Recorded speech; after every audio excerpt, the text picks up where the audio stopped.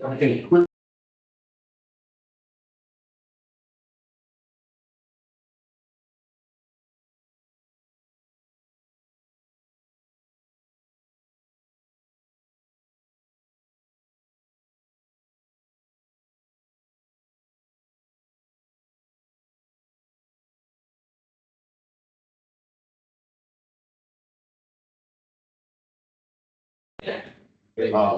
What's your Robinson life? No. So yeah, thanks. Yeah, let's do that. I know that. Carlos will come down and say, boy, we were talking about no, I'm not, well, I'm gonna say something now. And he didn't. That was next to put me in that sunshine, you know, but it makes sense. So let it come down, let them do a presentation. So, as a also, if there's something that they wanted, that they didn't get the money for, show them. Like a wayfinder, something they, West Ham. All right. I want to.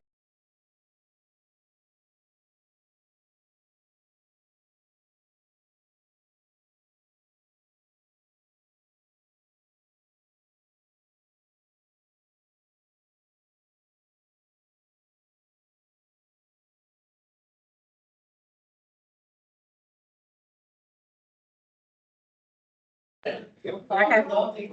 Okay. Oh, now you got 7. All right, we're gonna go ahead and get started again. It's pretty rain outside and we want to get out of here. We want to get everybody in and out. Everybody's making a presentation. So I'm gonna go ahead and call the order. The West Ham Community Redevelopment Area Community Advisory Committee, July 23rd, 2024 at 5:30 p.m. at Guilford Education Foundation, Tico Hall at 2306 North Howard Avenue, Tampa, Florida, 33607, West Ham. Do we have a roll call, Mrs. Thrower? Yes. Okay, Joe Robinson, Here. Carlos Ramirez, Here. Michael Gracia, Here. Sandy Sanchez. Here. Janice Williams. Bobby Wilson.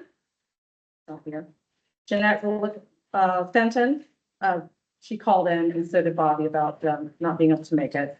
Cynthia Maloney. Okay, and Delphine Jones. Here. And Tina Young. Here. Thank you. Roll call complete. Got 4. You have a quorum. Okay, moving right along. We're gonna start with public comment. If there's someone in the public that wants to speak, you will have 3 minutes to speak. And is anyone online? Michael Randolph. So why don't we? Yes, can everybody hear me? Whoa. We're gonna do the people here, if there's any here, 3 minutes, Mike, and then we're gonna give you the floor for 3 minutes. Just a second, Mike. Is there anyone here? Yes, so come up, give us your name and introduce yourself. You got 3 minutes. There you go. Right. Yeah, so you can be recorded.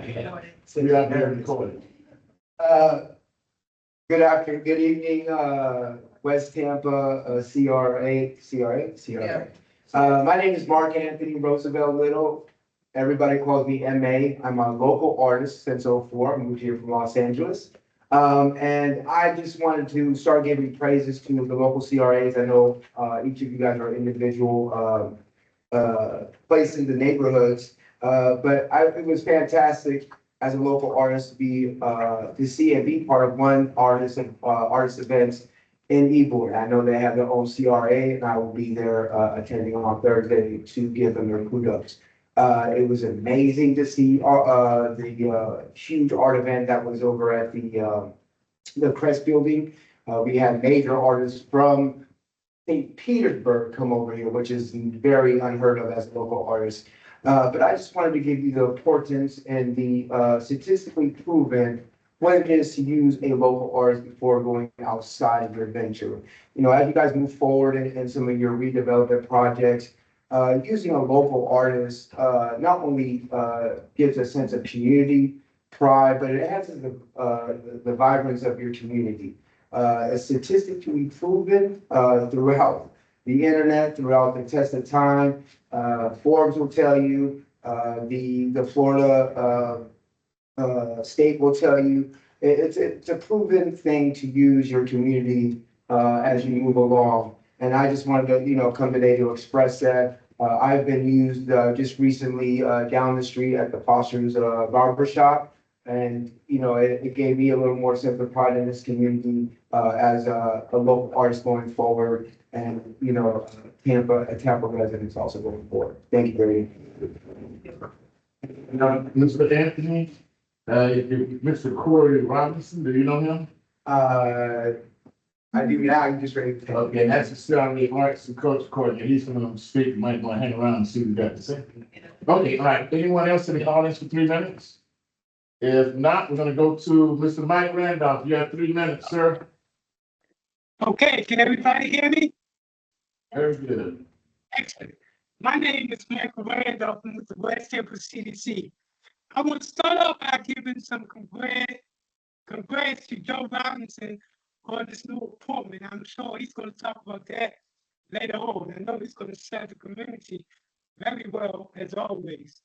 The first debate I want to talk about is the Health, Public Safety, and Economic Development meeting, in which the West Tampa will be giving this meeting online on July the 30th.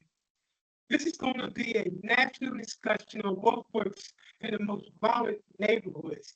We're going to have folks from around the country to share with us what they're doing in their respective jurisdiction. Baltimore is one of the projects that we're going to be talking about. Baltimore used to be the second most violent neighborhood in the nation. We're going to talk about what they did to now reduce violent crime by 25%. 25%. The next thing that's coming up is on the 31st, and that's the Zion Community Cemetery in West Tampa. I'm sorry, in Rovers Park, in which Housing Authority is taking the lead on that. That's been over 400 bodies that's been buried upon, and Housing Authority is leading that effort. On August 23rd, we're going to be doing the artificial intelligence and Web3 transforming all communities. That's going to be online. And then on July 30th, we're going to be meeting on how to do a professional business of planning. I'm happy to announce that the West Tampa Library is open. So now we're going to have community meetings on the West Tampa side in person, now that the West Tampa Library is open. Thank you very much. Okay, with that, is anyone else in public comment? If not, we're going to move on to, first of all, let me stop right there. I can't do that. Mr. I know Mr. Thorough, you here, but I also sincerely McQuaid in the back. And I always recognize managers, even though they ain't on the agenda. Is there anything you want to say? Because if I see somebody sitting in the meeting, I have to be careful. I know y'all cover for each other every now and then. Okay, anything to Mr. McQuaid? No, sir, thank you. Okay, all right, moving right on. If kind of motion, I know everybody received the notice of minute for June 18th. Is there a motion to approve? Are there any changes? So moved. There's a motion by Mr. Ramirez. Is there a second? Second by Ms. Sandy Sanchez. Is there any discussion? Yes. I just have one thing that needs to be added. We Okay. asked for an explanation on term limits, and I don't see that in here. I sure did. Asked for an explanation for when is it retroactive according to the most recent policy? And if so, when? And did that make it in the notes? No, what I'm saying is they're missing from the minutes. It's missing, like I said, it's missing from the notes tonight. And of course, we would like an answer possibly at the next meeting. Yes. Is that possible, Yeah. Mr. Thrower? Yeah, I have some tonight, but that'd be fine. Yes, and I'll add that. I'll add that. Okay, that's, you have a motion, or was that just a statement? It was a statement. Just a statement? I'd like to make a motion that it be added. Yes, that way we I make make a sure. motion, Okay. Well, you already made a motion, just your correction to the minutes is that, a correction to the minutes is that we requested an explanation of term limits for CAC members. Since we don't have it, we'd like it to be presented. right, we need to know if it's retroactive. And if not, what is the date to start the 2 year? Okay. Got it, Mrs. Thorough? Yeah, there was not a second. Was there a second? Yeah, Thomas made the motion. Oh, you made, I'm She sorry. seconded, and then she made a correction to the right minutes. Got it. Okay, is there any other discussion? If not, all in favor say aye. Aye. All opposed? Motion passes. Moving right along. Community policing update. I think that's a couple of officers is not in the room. Are we looking back? I see, I know the one on the right. If not, is there someone here from, CPD to update us on any community policing?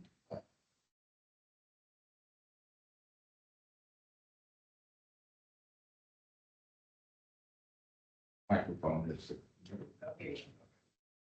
Good afternoon.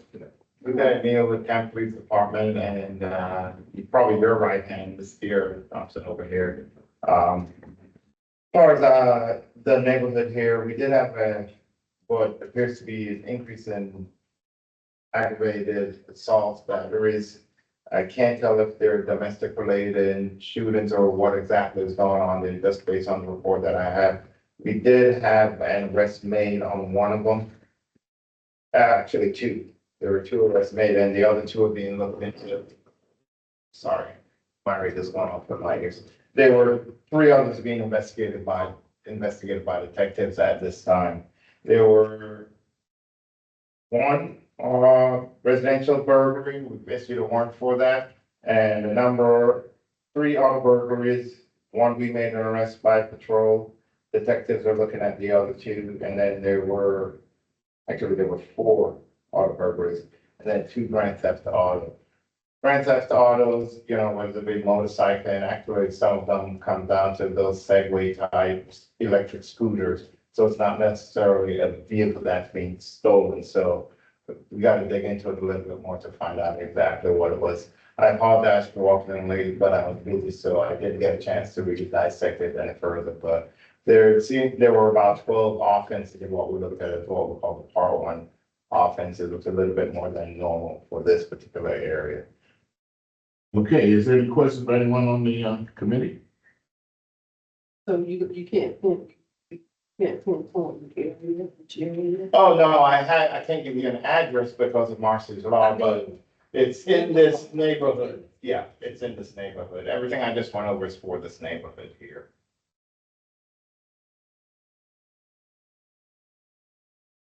Anything else? I guess we may start right here, it's done. All right, thank you. Anything's proceeded, nothing going on there?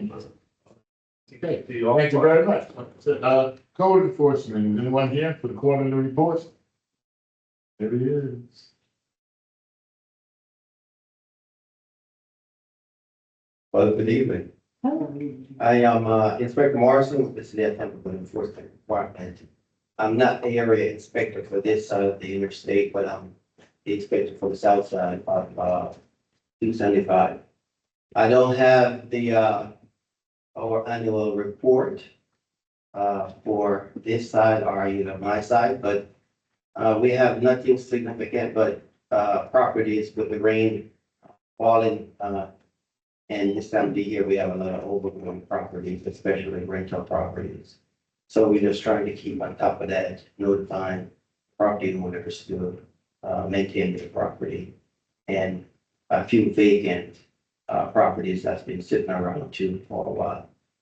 But overall, the neighborhood is looking a lot better in certain areas, certain streets, except for the rental properties that we have in the area.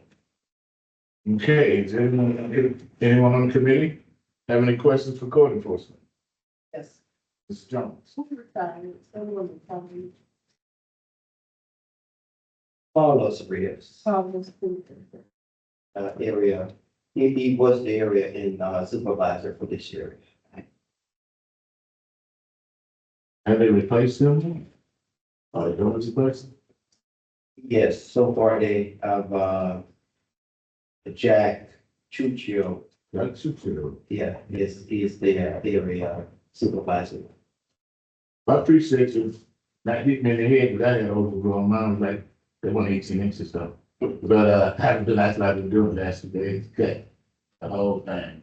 You see it, it's down. Okay, there's not any other questions on code enforcement? Yes, Mrs. Timian. I just had a clarification, for the parking that's gone beyond the signs on, Boulevard, Are we calling these out, or are we calling City of Tampa? Parking, There's a parking division. the parking, okay. Yeah, we had that presentation and, excuse me, they gave us a cheat sheet. They gave us a cheat sheet that tell you how to mess with the park. And there's a cheat sheet, a one page they gave us. I think it might be, I don't know if it's online, now these colors. I mean, I asked for it. it was a one page, and they gave us 15 feet, it told you all this stuff you can get them with. You who to call, you don't even know. So I don't know if you were here that day. The guy I was came in, here when they, but I don't remember. they gave out a. I sent it the next day. You said that? Okay, If you don't have it, I'm happy to resend I'll it to double you. check. Thank you. Yeah, that's really good. Okay, is that it? Yes, sir. Okay, thank you very much, sir. And I just want to mention for parking, what we do enforce is inoperable vehicle on the right of way. So if there's a vehicle that have expired tag or, an accident and it's just been sitting on the side of the road. In the community for a while, then we can, give us a call, and we can come out and red tag it, give it a 3 day notice and Let me ask you, I got a question for you. Go ahead. No, I was gonna say, I have a vehicle just like that in front of my house. You can see like, grass is growing around it. with an expired tag. I'll have to check. on that. Yeah, the tag have to be expired and if the tires are flat, then of course, but Yeah, it's been sitting there 3 months. You can see they're mowing around it. yeah, well, it's just been sitting there and it have a current tag, tires good. Okay. And we can't touch it. Okay, I'll check. Not until we get out with neighborhood, one, what is it, million square foot, whatever it is, where you got the sign, where you got the, the neighborhood permit, whatever. But anyway, the next question, if someone has a vehicle that doesn't have a tag, but it's in their yard, is that legal? It should, a part of the code, it should have a current tag. Even if it's in my yard? If it's in, And I got it where you can't see it, it's cut and add it, look. but if it's in your Or yard, you then don't, huh? well, I'm not going to come to your yard and look at it. So, I would know when you're from, of course, a neighbor. You cut down the alley, it's an open alley. Well, I won't ride on the alley just to look at it. Somebody complaining about a car with no tag, and it's accessible. I know y'all ain't gonna go with fence unless you got a drum and some dimensions for people doing it. Well, I mean, if the engine is out of it, it's a different But story. if it's running, it's not an issue. It's not an issue. Okay. If Once it's it's running, don't need a tag, as long as it's running. Yeah, I mean, if it's parked Now on they got a cover over it, yeah, yeah. put a scope So it looks nice. over. All right. Anything else, people? Not, thank you very much. All Uh, right, what? Miss Maloney has. Ms. Maloney, I didn't see you. Just sort of had a question, I guess. I don't know. I thought that if a car was parked on your street and wasn't moved for a period of time, that was a code violation. No, not in the code. We don't, it doesn't, specify a time frame as long as the car is operable, with current tag. Ah, Tires are inflated, and we can't say if it's drivable or not, because we're not going to ask somebody to don't crank the car up in place. I think what Miss Maloney was saying, I'm sorry, is we heard that from parking division. They said that if a car was in the same spot for 3 days, it became a nuisance vehicle. Well, they code may be a little bit different from ours. Gotcha. And that's the department. They have different.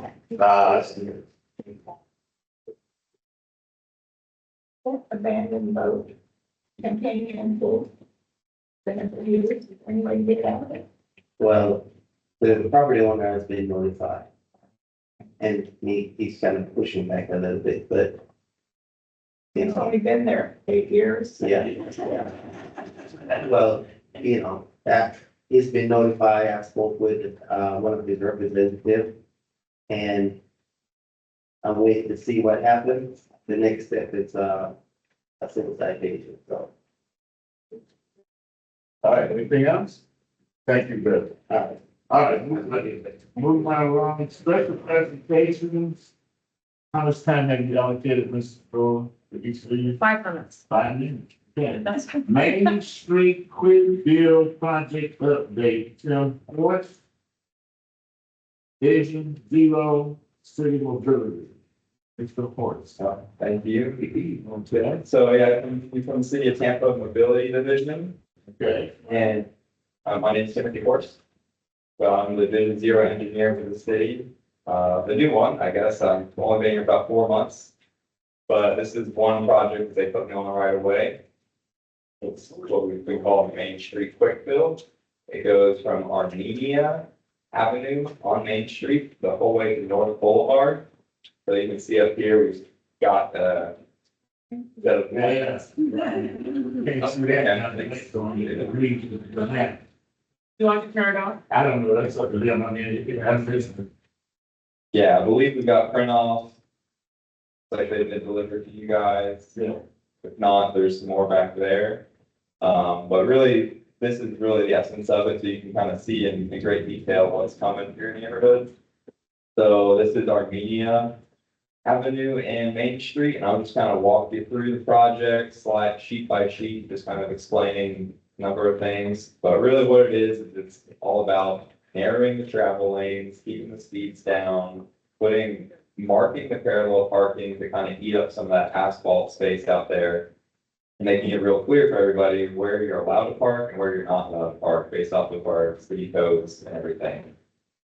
And then also here you can see we have mill and resurface.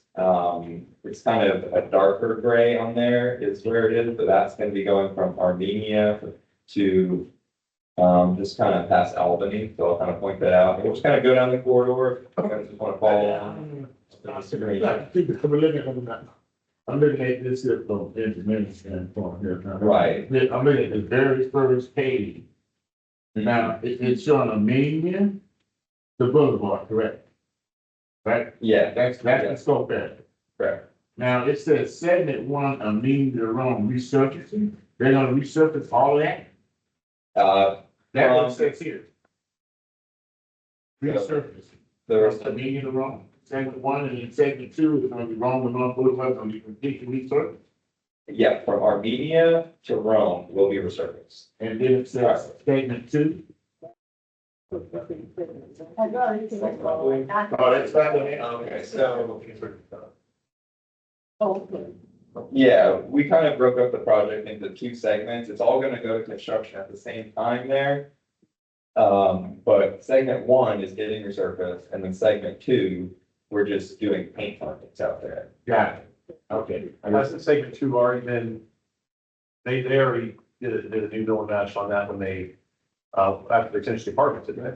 They drove down it 25 times a week, I think. Right, I wouldn't say it's new pavement out there, but it was, pavement had a quality and a lifespan left to it that we felt was sufficient to leave alone. Versus something else, strike. Yeah, it's just gonna be striping added on there. So another reason why we're doing the first section is so that way, we heard you guys have like an artist project coming through to do like artwork and murals in the roadway. I mean, maybe I'll leave you guys to share more about what that is or what the plan for that is, but that was kind of done in coordination. So anyways, I'll just go through here. If you just want to follow along up on the slide. So that's it here. So the white boxes there are the parking spots, and then we've got board out areas. And then here's Howard and Main Street. Again, kind of shift the lanes over, make room for the left turn lane at Howard, and got parking on the west side or on the east side there. And then we also have bus bays throughout the corridor for buses to come in and pull over. So you can see that that is at the northeast corner there, the top right corner of Howard and Main.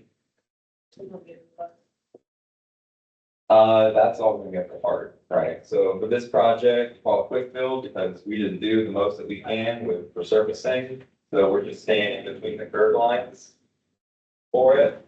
And then you can see here, all that parallel parking is gonna have a buffer on it. So make it a little more comfortable when you're accessing your vehicles.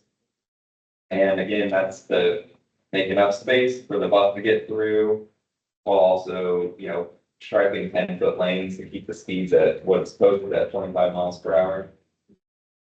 The one notable thing on this slide here is Albany Avenue in Main Street, there's currently a signal. That signal is at the end of its life, as far as, you either have to replace it, do something else with it. We looked at it, it's got the analysis to see what kind of, volumes are there in the north-south direction, because that usually determines whether it warrants a signal. And we felt that a all-way stop would actually be sufficient, and would work well here. And that would be kind of more preferable for pedestrian movements across the street there, because it's just kind of like, you don't have to wait for the walk sign, you just kind of go up in there and across the street. So, sorry about that. So curious, you're talking about eliminating the light and going to just a four-way stop? Correct, yeah, that's what. Have you analyzed the traffic coming from the east, turning left on Albany? There's a lot of traffic that comes from that North Boulevard market and goes there to get onto the interstate. It's pretty heavily traveled down that path. The north to south, you're not getting a lot of traffic there because it's not a bunch of people coming from that Columbus corridor. Because they're gonna go down one of the main arteries. We get a lot of people that turn left. Coming from the east onto Albany to get to the Green Street or the on-ramp to the 275. And there's a lot of foot traffic there, so. Yeah, I've seen people running lights as it is, as pedestrians are walking back and forth, so. Just curious if they actually look closely at that westbound to southbound turn. Yeah. Well, I mean, for that movement, if anything, the four-way stop will kind of provide them a protected movement to make that turn. Because otherwise, with the signal, you didn't have any protected phasing, there's no turn lanes with it, so it's just a permissive movement.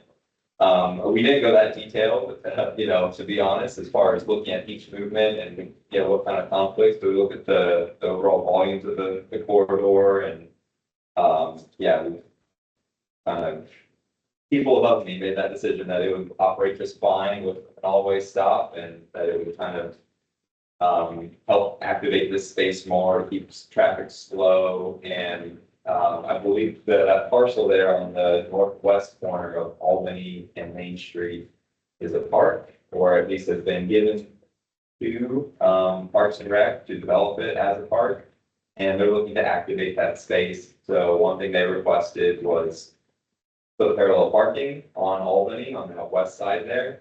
That way they can pull up food trucks, they can, provide more people access to that park. So that's another thing in here that we did. And Parallel parking. We're cutting to the right of way. no, we're keeping everything within the park. It's too cars to fit. And when you make that turn off the main on Albany going north, it is tight.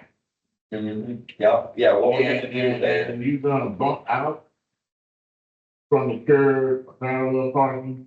Where's the traffic on? That's only a 2-lane street like that. Right, yep, those So they're not lanes, cutting to the right of way where the park is. There's enough dirt to cut.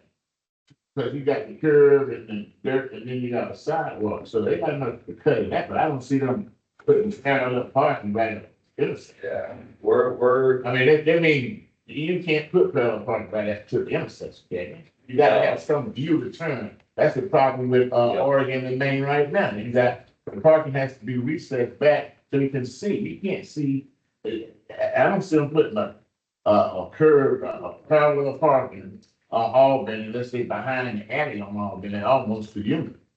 yeah, so we went out there and we Now- measured it and we rolled it. Are you showing it on here? Yeah, it's on this sheet here. Which street you on? There, so pretty much from the alley south of Main Street It's 3. to Union Street, we're putting parking on the west side of the road. And we went out there and we measured it and rolled it to make sure we had enough dimensions, because you only need 10 feet for a travel lane. We got 2 of those, and then we had more than enough room to do the parking lane, so.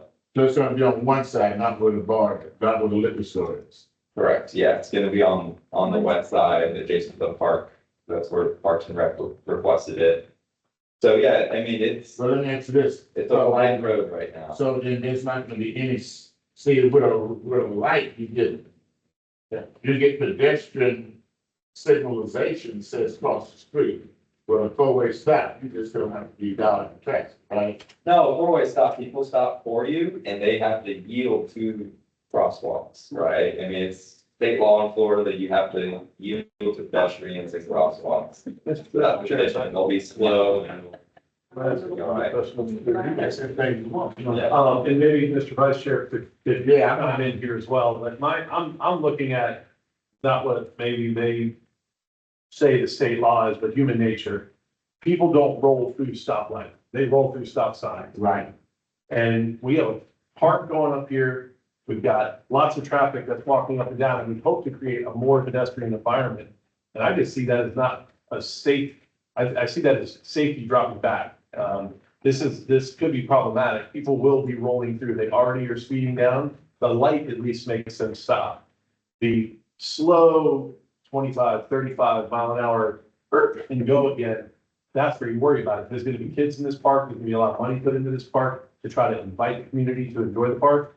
And I just think that it's gonna be increased pedestrian traffic along this corridor, and to take that light out would be foolish, really foolish. Yeah, well, that light is at the end of its life, so it's gonna either have to, this is kind of just like a quick build, right? So it's like, if it's a problem in the future, Well, then I think. well, look, say this, okay, yes, ma'am, they're always like.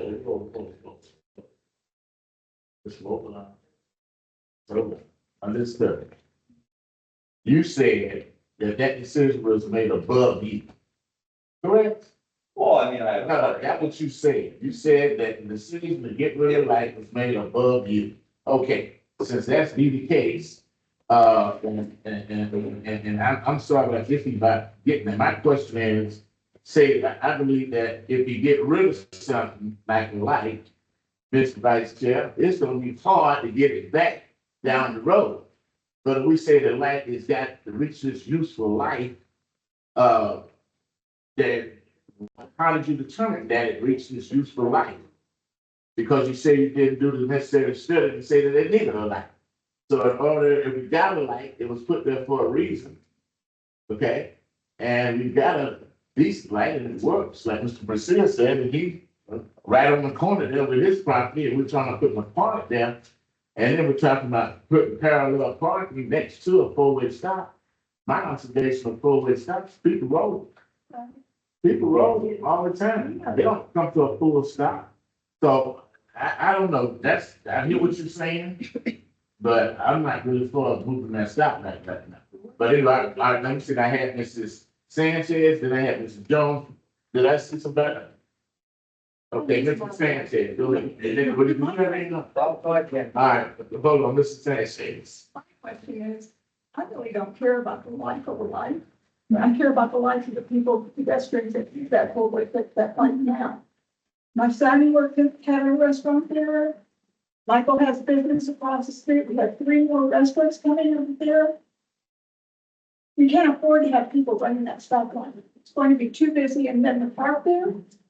I'm sorry. I don't care if you think the stoplight has a death rate. I could care less. If he's got a lifespan of 50 years or 25 years, when you're going to sacrifice the people, the pedestrians in that neighborhood. I don't get it. Well, I would like to say that a all-way stop is the safest, traffic control. And they just run right through them. Because what happens with traffic signals is, when people get seriously injured and killed with them is, Well, people let me just answer this. What's the history of that line there? How many people that got killed? well, that's the thing, none to. All right, then that's, all right, look, you got some of Jones. We're gonna get the. Taking questions out of my Yeah. mouth, that's why I'm like. Okay, well, I mean, we can, let me ask my civil engineer over here, deal with mobility and traffic. You got an opinion on this? Like, I'm sitting to tell the city, since we put the $300,000 up to do the creek deal, that we want to keep the light, and if it costs more to make the light up the grade, then we might want to do that. So I'm pushing that way, but I gotta hear from you. I don't usually see a light being taken out of the place that always stop. However, I think when they're talking about the lifespan of the signal, if the equipment is failed, and in order to replace it and add a mast arm system, which is what's required, it's going to be very expensive. Now, they're not removing the flashing right now. They're going to turn it into a red flash. So you're going to have 6 months of this trial version of the intersection go into flash mode. Oh, when we flash. It's gonna flash red. Oh, I thought the way he was saying the light is disappearing. So there's gonna be, Phase. there's gonna be a phase where they're just gonna remain flashing. If everything blows up, we're having a lot of left turns that are backing up, missed calls, whatever. I'm sure the city is not going to turn it to an always stop. They'll fix the light somehow. Oh, okay, because I thought his presentation said that he's disappearing, Say- and we're gonna be no style. Saying that, everything Mr. Suarez said is correct. An always stop is a more efficient way to handle traffic at an intersection. It forces, when there's enforcement, when people are listening, and I understand that it might not be the case here, but when there's an always stop, people are forced to stop at the stop bar and pedestrians can cross when they don't need a separate phasing. Same thing with cars. If you're waiting to make a left turn and the person in front of you is going to go through, you have to wait till that person goes and then the light turns to green before you can turn. This way, everybody takes their turn and you'll get through the intersection quicker. All the parallel parking along the sides of the roads acts as traffic calming. So were these 11-foot lanes before, you're reducing them to You've 10? got about 38 to 40 feet of pavement space there, so you're looking at 20-foot lanes of what's out there now, but there's unmarked parallel parking, Right, and they only control it with signs. correct. So we're getting rid of all the signs and we're going all market. So having the cars parked along the side, and I do see that there is a buffer at the intersection. So the cars are not gonna be parked all the way to the stop sign. They're gonna be parked a little way, about 20 feet off. So when you pull up to that stop bar, you should be able to see in all directions without a car blocking. Also, what's really good about having that 20-foot offset is that a pedestrian will be better seen and not blocked by a car that's parked all the way to the corner. So they did look into that, and they did take some into the public. I see that little white thing at the corners, and that's to reduce the turning speed for vehicles. I'm not saying you're gonna switch this and it's gonna be like magic and everybody follows the rule. There is going to be a period of learning. I strongly suggest that the city get with TPD and have enforcement at this corner for some time until people realize that, hey, you can't just run and roll through stop to make sure that things are working correctly. Yes, we are putting a park there. There is going to be a lot of pedestrians. All these things working together will slow cars down. Not the whole thing. So eventually, I think that would be good. Now, if we have a rise of volumes, because my understanding is that this no longer meets the requirement for the city. The volumes are low. The 8-hour count did not came back and it's just not meeting the requirements anymore. So that's where they felt they could pull it out. They've done this also at Frankfurt Street, downtown, and it's worked really well over there. So they want to try. Exact street is where it's at. Yeah, they're trying these in different locations just to see how it goes. I like the fact that they're gonna leave the signal up as a trial period, and then we can see, hey, this is not working, you guys need to fix that signal instead of taking it out. But we'll see during that period. But I like these as a traffic engineer. This is what you're supposed to do to reduce the speed of your cars going through and to allow better access for your pedestrians crossing the streets. Again, it's a learning curve. Keys are, education and enforcement. So having people like with flyers out there saying this is how you're supposed to be handling this intersection, especially when you're doing a flash. A lot of people don't understand what the flash means. And they think they're supposed to stay there until somebody tells them to go through. They don't realize it's an open stop. So if education like that to the people that live in the area, having police enforcing people running through is definitely going to help get the goal that you want of calming this area. But again, I have no problem with this design. I do have other questions at other locations. If it's okay to share that I do. We'll come back to, I'm done. Briefly like to add that the removal of a signal and going to an always stop is also occurring at other locations in the city. It's not new to this area of this project. Couple ones are Central Avenue and Hannah up by that old Methodist church there.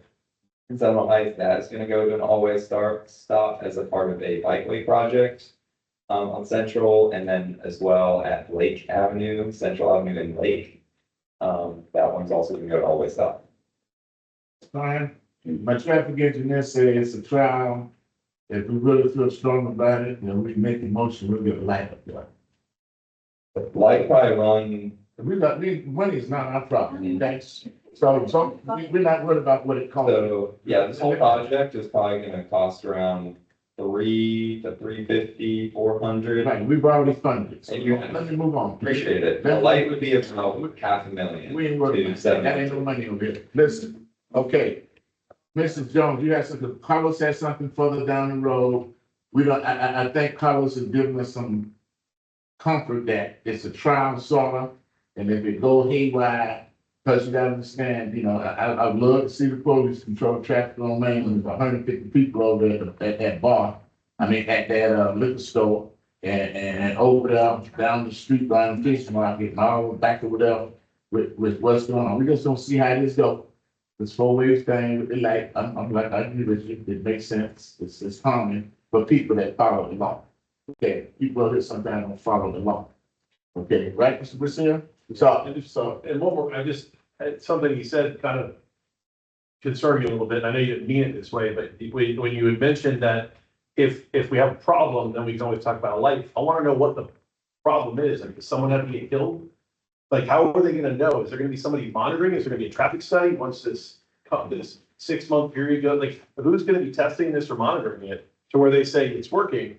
Or do we just hope nobody gets killed? And if so, we're like, yeah, I guess we're wrong. I just don't like that approach. one thing we do have on that corner, and I know you're not gonna remove it, are you? The camera we got up there. Oh, yeah, no, that's. So we'll catch a whole bunch of people that like running it. Or whatever. So that, I mean, Someone's monitoring. Yeah. Yeah, the failure of a 4-way stop is typically that the delay of, cars and. it works because when I go down Just grows. on this side of Amelia, when they get the quick bill, that's the way it gets you. And it took me a time, oh, wait a minute, I need to stop. And it does slow you down. And I think they're also gonna have these bumps at these, speed bumps, right? Yeah. They got one. Not this portion of the All project. right, so we're not gonna have that, because that's more residential. Yeah, this is a All right, bike let's focus. Carlos, Ms. Jones, you okay? I just wanted to ask you, you said the flashing lights were gonna be 6 months. Not 6 months. Is there a note on there that says that? I mean, No, I think I just assumed it would be 6 months. But it just says the flash will remain and the pedestrian flags before the installation of stop sign. I mean, if we had a good time period for do a trial run, that would be Yeah. beneficial, I think. I think right now the plan was 2 months or 60 days. Okay. So if that's sufficient. It is what it is. Yes, Mrs. I'm sorry, I just want to say I live on a corner where there's a 4-way stop and people run through it all the time, all the time. And it's dangerous. I mean, it bothers me the idea that the park is there and there's gonna be kids there. And kids don't always pay attention either. So you look at it from two different, you look at it from the motorist perspective, the city's perspective, and also from the pedestrian's perspective. And I think we're obligated to protect the pedestrians. I mean, they're the most vulnerable. Yeah, I will say that's why we went with a 4-way stop there, because Two-way stop? instead of the 2-way stop, yeah, this 2-way stop, it's gonna have high speeds east and west. And you're not gonna have a crossing for pedestrians. If somebody's late to work or drunk or otherwise impaired or, I mean, it's just gonna happen. You're gonna see it. There's a reason why Tampa has so many pedestrian deaths. I think if somebody's late for work and drunk, they don't care if it's a signal or a sign. They just go, right? Well, I don't know. Well, let's move on. I mean, Is there a way that we can ask for a little more time? I mean, and when would this start?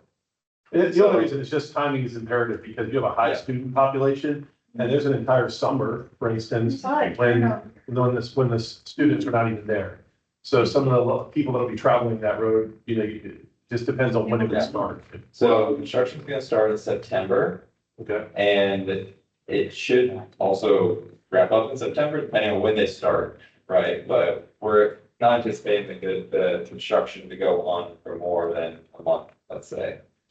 So it should be, yeah, pretty The worst, soon and also pretty quick to get the it done. worst thing about those 4-way stops is that you wake up one morning and they put them there and you don't know anything. Mhm. Especially where you talking about heading down Walmart. I ran about 2 or 3 times before Yeah. something to my mind that it's there. Yeah. Because nobody put a notice out, they didn't say anything on, whatever. Right. So I don't get that part. Hold on now, we need to move on. Now, I'm gonna put the rule in, the rule.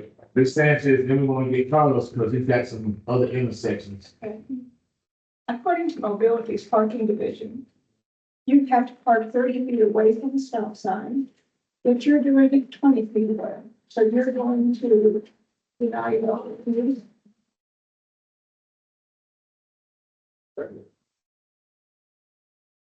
That's what the thing it's 30 feet. 30 feet from the stop sign. And I have to spare what Cynthia said. Big Beauty was kind enough to put 4 four-way stop signs in my neighborhood.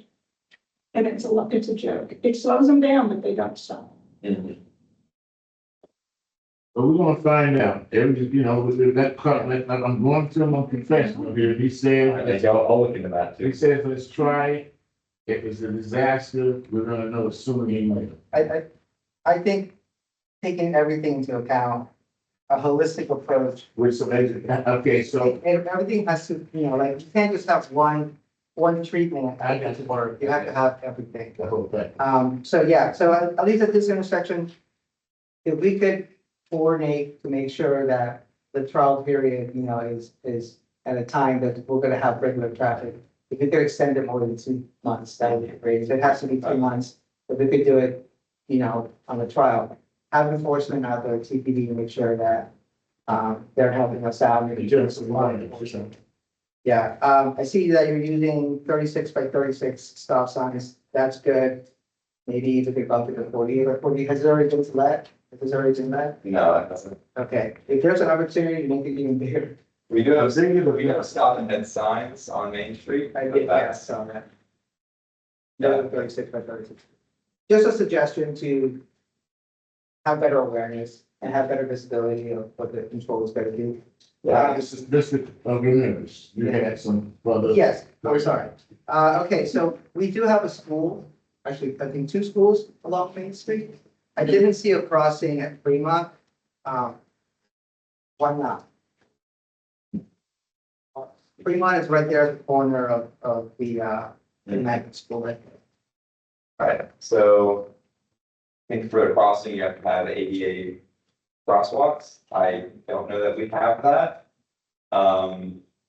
If we do, we can look into a crossing there, but my hunch is that we don't have the necessary curb ramps in order to mark a crosswalk. Could we add curb ramps? It's kind of out of scope of what we're able to do with quick build projects. Okay. Can we look into it, see if we can? I mean, you guys have, sounds like I mean, some money. we just want to ask the question, why we have to be looked at. If we can't do it with this one, that's fine. I just see there's a lost opportunity here, because there is a school, and people are gonna be crossing Main Street here. Okay, I can look into seeing if I can stripe. The other thing I have is, Before you jump off of that, yeah, that's a whole block. Is the intersection of Rome and Main got it for a school, because the school, Yeah, it's on there, and they got it there. there's a school crossing there, it's taking off. I got you. In between, and I know this is 25 miles per hour, so it's pretty low speed. How come we don't have a school zone? In front of the school. Mhm. That would reduce the speeds to 15 Yeah. when the lights are flashing along this area here. I think that would be very beneficiary for the students who are walking to school here. If we could look into that, and I don't know if that is the Hillsborough County, school district who's supposed to. Yeah, assign that's a it. different process as far as that request coming in. And we haven't had that request come in, and it's the first. I mean, I've been Someone's asking been for our following school that. crossings for here and Roosevelt, and for years, for 2 years. I know you haven't been here for 2 years, but I've been asking for that for a while. So it surprised me that if you guys are gonna have the contractor out there resurfacing this road, striking it, why not have that coordination with the school board to add a school zone here? And then the last thing I had, I know we're going up all in a little bit, and like I said, I had mentioned Roosevelt S in the past. I had talked to the mobility department years ago about adding, a school crossing sign there or some kind of pavement markings to bring awareness, because there are a lot of students that are going there as well, and a lot of, cars speeding right there.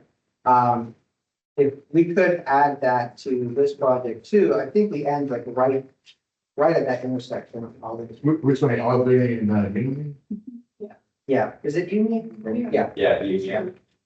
so we're like right there, so looking at that as well to see if there's anything else we could Yeah, do. because they're gonna be putting those, parking over Yeah. there, backing up in that. Right, park. right now, in front of Roosevelt, there is a pedestrian sign, it's not even a school crossing sign, it's a pedestrian sign, it's seen better than it is. So we could do something there as well, it is a community school, it's historic, it's been around for a long time. Are you saying at Albany and Union.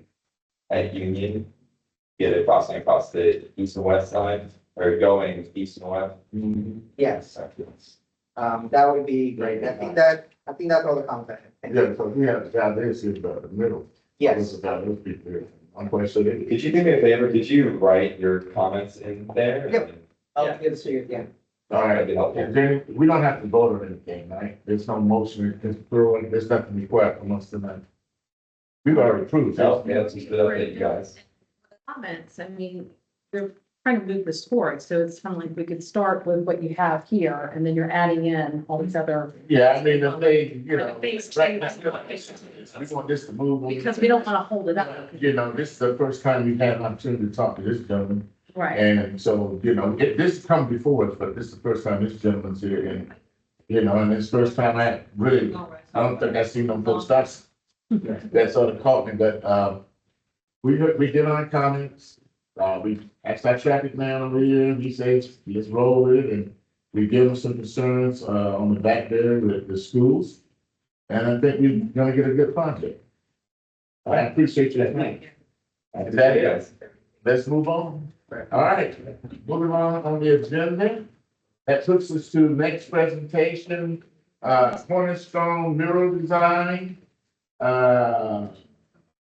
Concept, Mrs. Kathy Stone, she's gone. She is not present, and I don't know why, so, We'll just have it for the next meeting unless, right.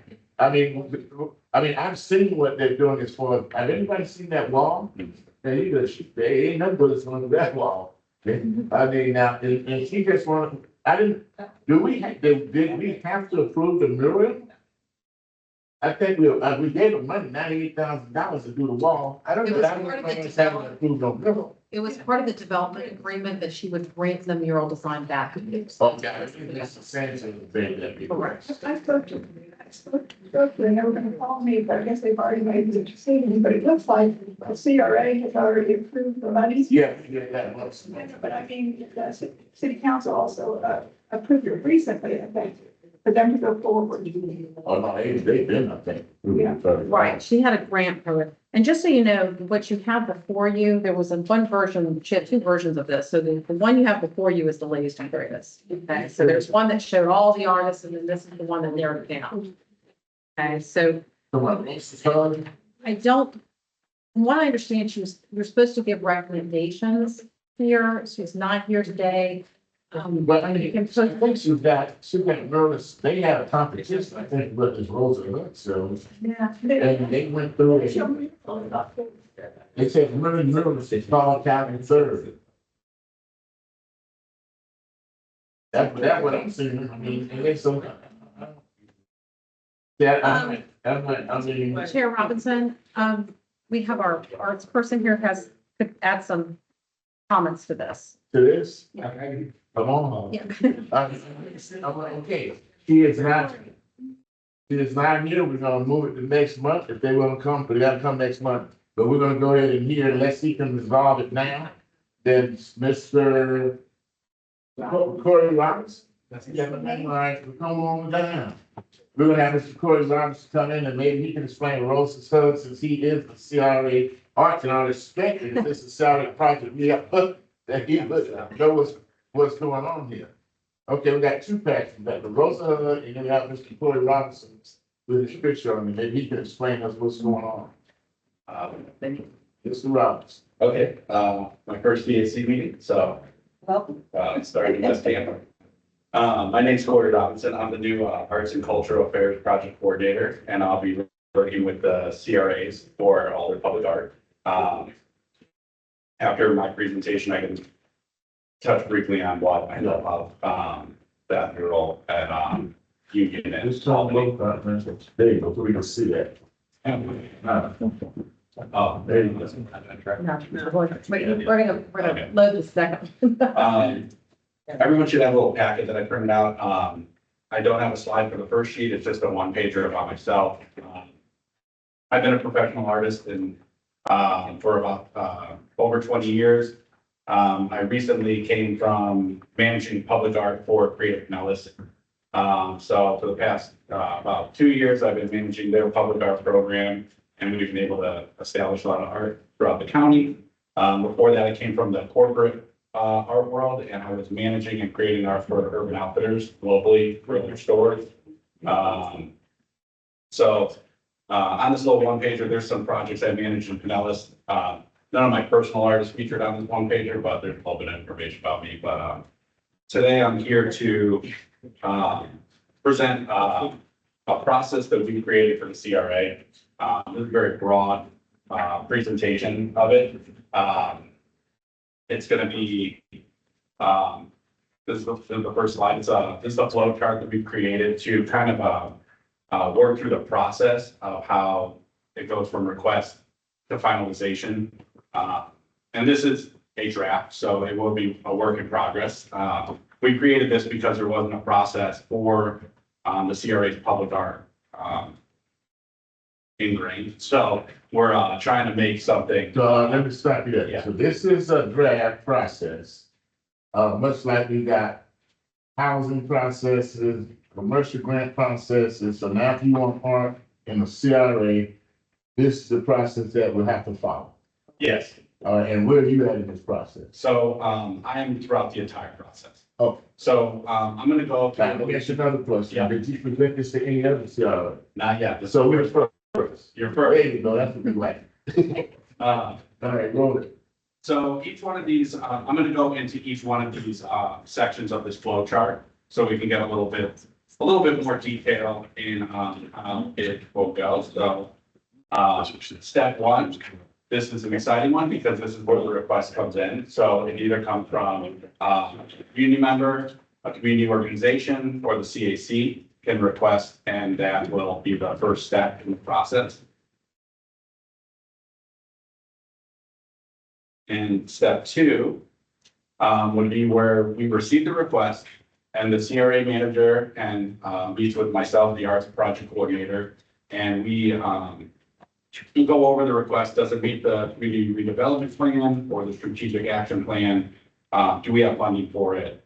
And then if we do, we will move on to developing a project worksheet.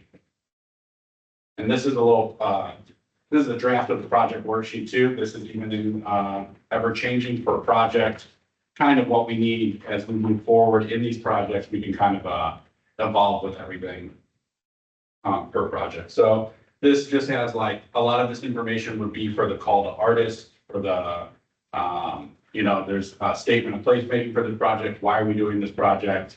Location, budget, etc. This is just a detailed sheet, mostly internal for us to like move forward with every project to keep all the ideas and. Let me stop you right there. Yeah. I mean, that's nice to add something, but is there any weight given to any of those factors? You know what I'm saying? Any points or anything, or you just? Well, when it comes up to be like, when I talk about the call artist, a lot of this information will go into the call to like make sure we have a timeline, we know themes, if it's like, if the public art has like a historic theme, that we want to make sure that's like weighted. But what I'm getting at is that this sounds like this is going to be very popular, okay? because we're about the arts, we're in the historical building, we're the National Historic District. We've been trying to get art on all of the signalizations around here, couldn't find an artist that we could keep up with. My thing is how do we determine with your process, if we got 4 or 5 people requesting and we got limited funds, who do we go to first? How do you distinguish if we got a lot of requests, this hypothetical, a lot of requests, limited, certain amount of money we budget, and how do we know which one we go with if there's no ranking, no weighted system? So this is for, this worksheet itself would be internally in each project. So the CAC would, and the community would, decide which projects have carried the weight. We wouldn't as like, I see. myself, I'm not gonna make any decisions for. You're gonna leave it up to the CAC. Yeah. Committee. So if the signal boxes, for instance, I know that that's like a priority. If that's holding more weight, that would be the I project. got you. So in other words, this is something that you will have these questions answered for each one of For each the project. each one of the projects, and then we will get that information, and then we will vet it, review it, and then make a decision on Yeah. it. Okay. All right, go ahead. And so, in step 3, the decision request. So this is where we would make, if it meets all the CRP and the SRP and all the criteria and there's funding, then it would move forward and we would develop the worksheet completely. If it did not meet that, all that criteria, that would be reported back to the CAC by the CRA manager. And this would also be a step where if it does move forward, then it'll be an internal meeting with all the directors, the arts and culture director, all the higher ups above myself to make sure that we can move forward with the project. And step 4, this is a really crucial one. So this is where like I would come to a CAC meeting, we would have a listening and input community meeting. We would initiate a community survey, online and in person for all the access. The CAC would give recommendation for funding. We would start coordinating with internal departments, whether it's parking, mobility, whoever we need to speak with to procure the artist. And then we would build the art selection committee, which would consist of a City of Tampa owner department rep, CAC rep, public arts committee representative, visual arts expert, and a community representative. And these will be the CAC rep and the community rep will be chosen by the CAC. That'll be put back on the CAC. The public arts community rep will be chosen by the art staff, and the visual arts expert will be chosen by the art staff. But these can vary from every single project. So we'd like to, for equitability, I would like to have a different for each project, a different visual artist that's an expert in that field, a different public arts. Let me ask you a question. Yeah. Okay. All right, this is really complex here. Let me just say this. If I did the mural over here with y'all knowing that. We put the mural over there in 1986 on Great Park Wall. Yeah. And they put a new building with that mural from that come back. I'm a sticker for that mural. I'm getting a new building, that mural come back. They shouldn't have wall that mural that's got some significant history to it. And it didn't cost, and Carl County third, who's in there, put it up there. Yeah. Okay, when he was a rookie at University of Tampa. I'm gonna be fine with this. It's like, but if we got a $5,000 art project, we're gonna go through all this.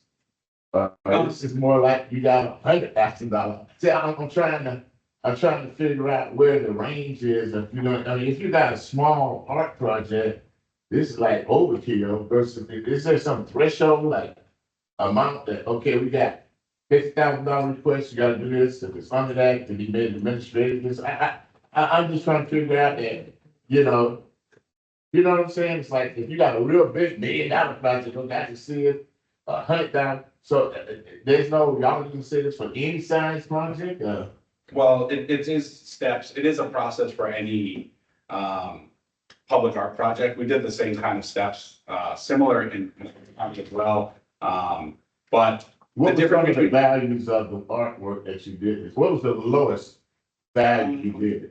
So, our signal boxes, that we wrapped, that project was, we wrapped 8 at a time. It cost $36,000. That's artist fee, that's, vendor fee, that's Man, insurance. you get to that is. So, You I know, really, I mean, I'm gonna start, you're the first person coming in and saying, rap signal box back and forth. Abby Sanchez, we've been trying this for 3 years. We done you already, I mean, your numbers, experience, what they've done. Go ahead on, go ahead, I got you. from my experience in past projects, we have to discuss the budget first. So every project, whether it's $1,000 or $10,000, we have to have a public arts committee to choose it. Got it. You know, and that does make it equitable for everyone, and it makes all the artists, whether it's, you know, I would, probably local artists, you know, but, this process will move along faster. On the smaller projects, something like the signal boxes where there isn't such a large design lead time, that project can move a little bit faster than, say, a sculpture in a roundabout or a sculpture in a park. That's like with fabrication and stuff like that, the lead times are just like. But we're not looking for Mr. Ford to be doing his thing. With that being said, it's like. I got you. I just wanted to figure the size and the scale, so you answered that. Yeah. And get back on the script. I just wanted, because I was looking at, well, how are we gonna be acting, but you're coming with a load of experience. You done it. St. Pete, I can see that's some of the stuff you show here. You hit us, hitting in the head, we said signal box wrapping. We've been trying to wrap a box around here for what, 3 years? Ain't wrapped it yet? Okay. All right. Yep, I've already talked with mobility on that too about the wrapping, so. So step 5. This is where, most of my work comes in. I develop a timeline, develop a scope. We developed the RFQ for the call to artists, and that RFQ technically at a minimum would run 6 weeks for the application. On different projects like, say, a mural, there's not a lot of people in the area that may be doing that, so that might be a. Literally, just sitting in a ground mural. Yeah, something like that, You mean like, like the thing they do at the intersection? Yeah. Calm it down and put the art up there, but then people go burn the tires over there, burn it out. yeah, All right, one of those, so that's a ground mural. yeah, so so a project like that, that may not be, it might not run for as long, or it may be more of an invitational situation. I was fixing my Oh, glasses. sorry, that's right. So that might, you know, that might play with the timeline a little bit too. That was just an example. Wow, on that 4-way stop, let's put a ground mural over there. Hey, that's super. You know, 4-way stop, ground mural. I'm all for it. I'm on it, man. All right, go ahead. And so, after during that time, we'll also schedule the selection meeting, so right after the fall ends, we can start the selection process. Now, let me ask you this, after, we got a start and all that stuff here, you know, I mean, Ybor City started, so I was part of that too, I just don't know, put the first $1 million club over there on 8th Avenue. Well, it's nothing, but you wrote a bowling ball now. We created this call it at the same, but it's not the best. Everybody wets on, they're giving away like candy. My question is this, can we make some kind of criteria that we have local, it's a, not a preference, so you can't do that, but some kind of way we give more point, when you're selecting that we wanna have local, so what do you mean local? I mean, you know, I might be, we got the kind of local, how do you determine what's local? So we, When you were saying, you did it the same thing. Yeah. Just local, I heard the local, what do you mean by local?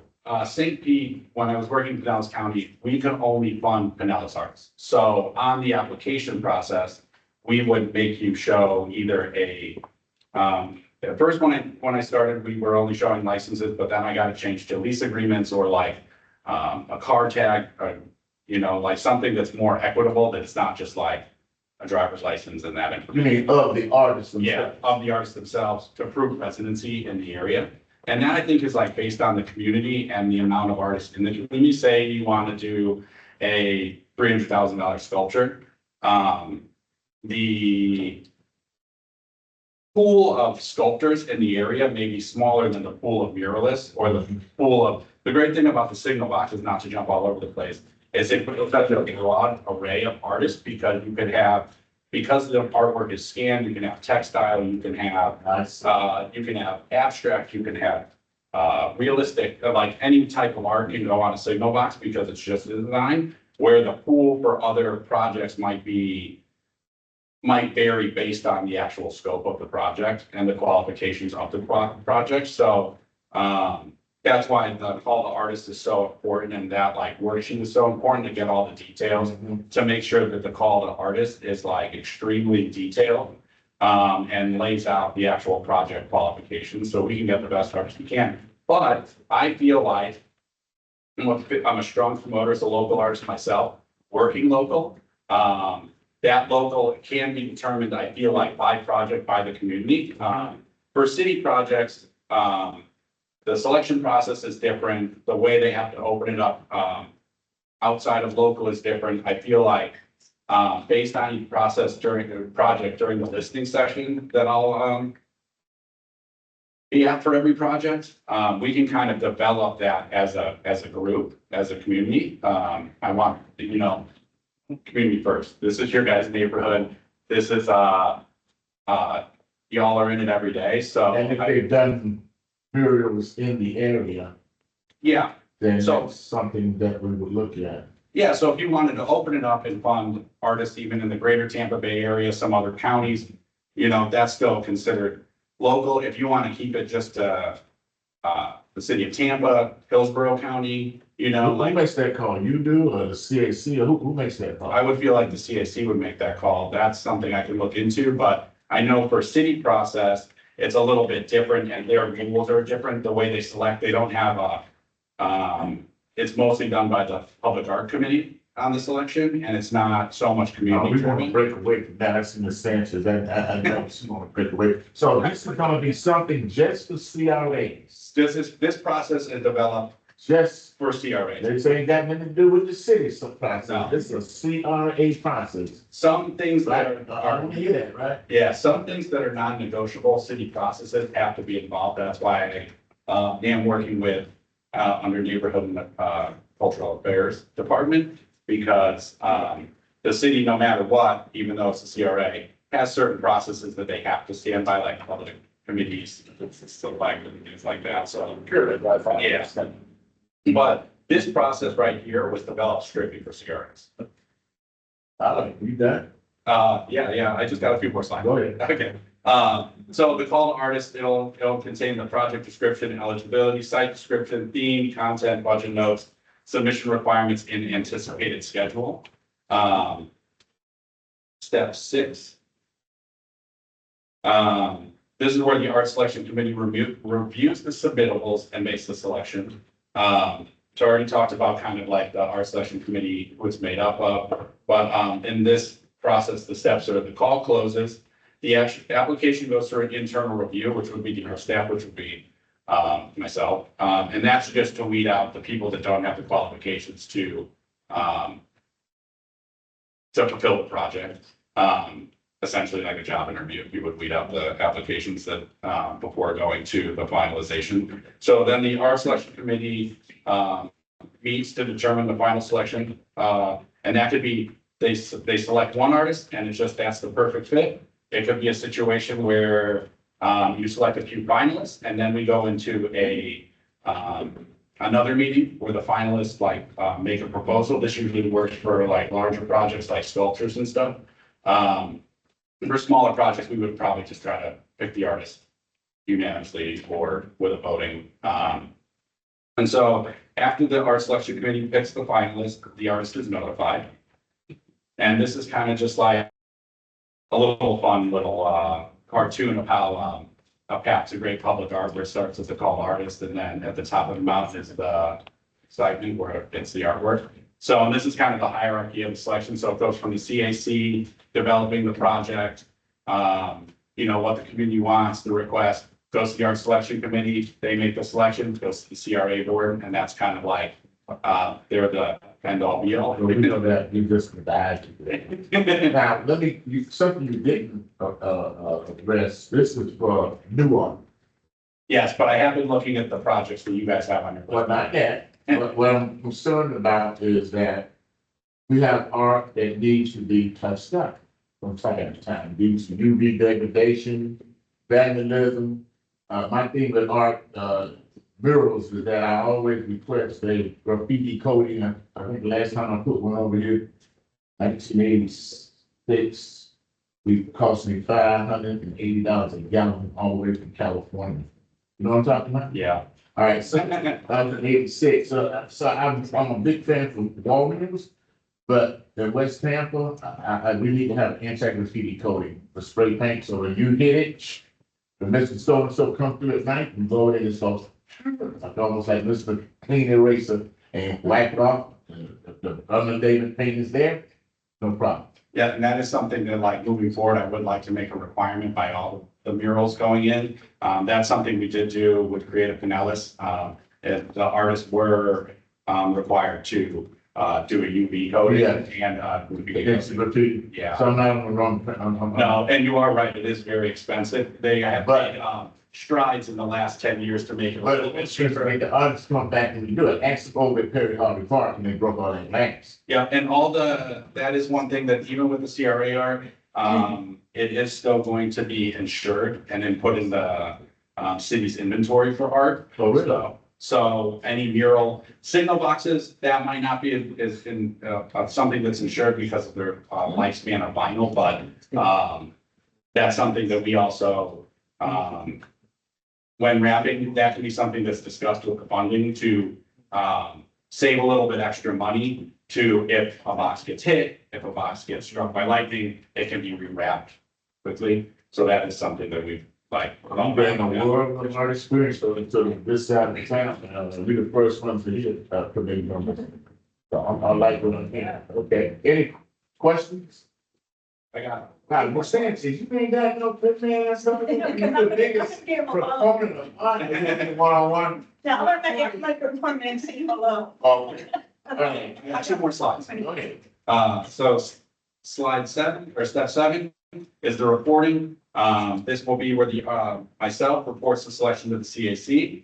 And it's also reported to CRA board. We'll go into contract development and approval. That's an internal process with legal. And then we'll move into implementation. And stage 8, which is the really exciting one. We work with the artist, for scheduling and project completion. This includes any shipping, delivery, fabrication, et cetera.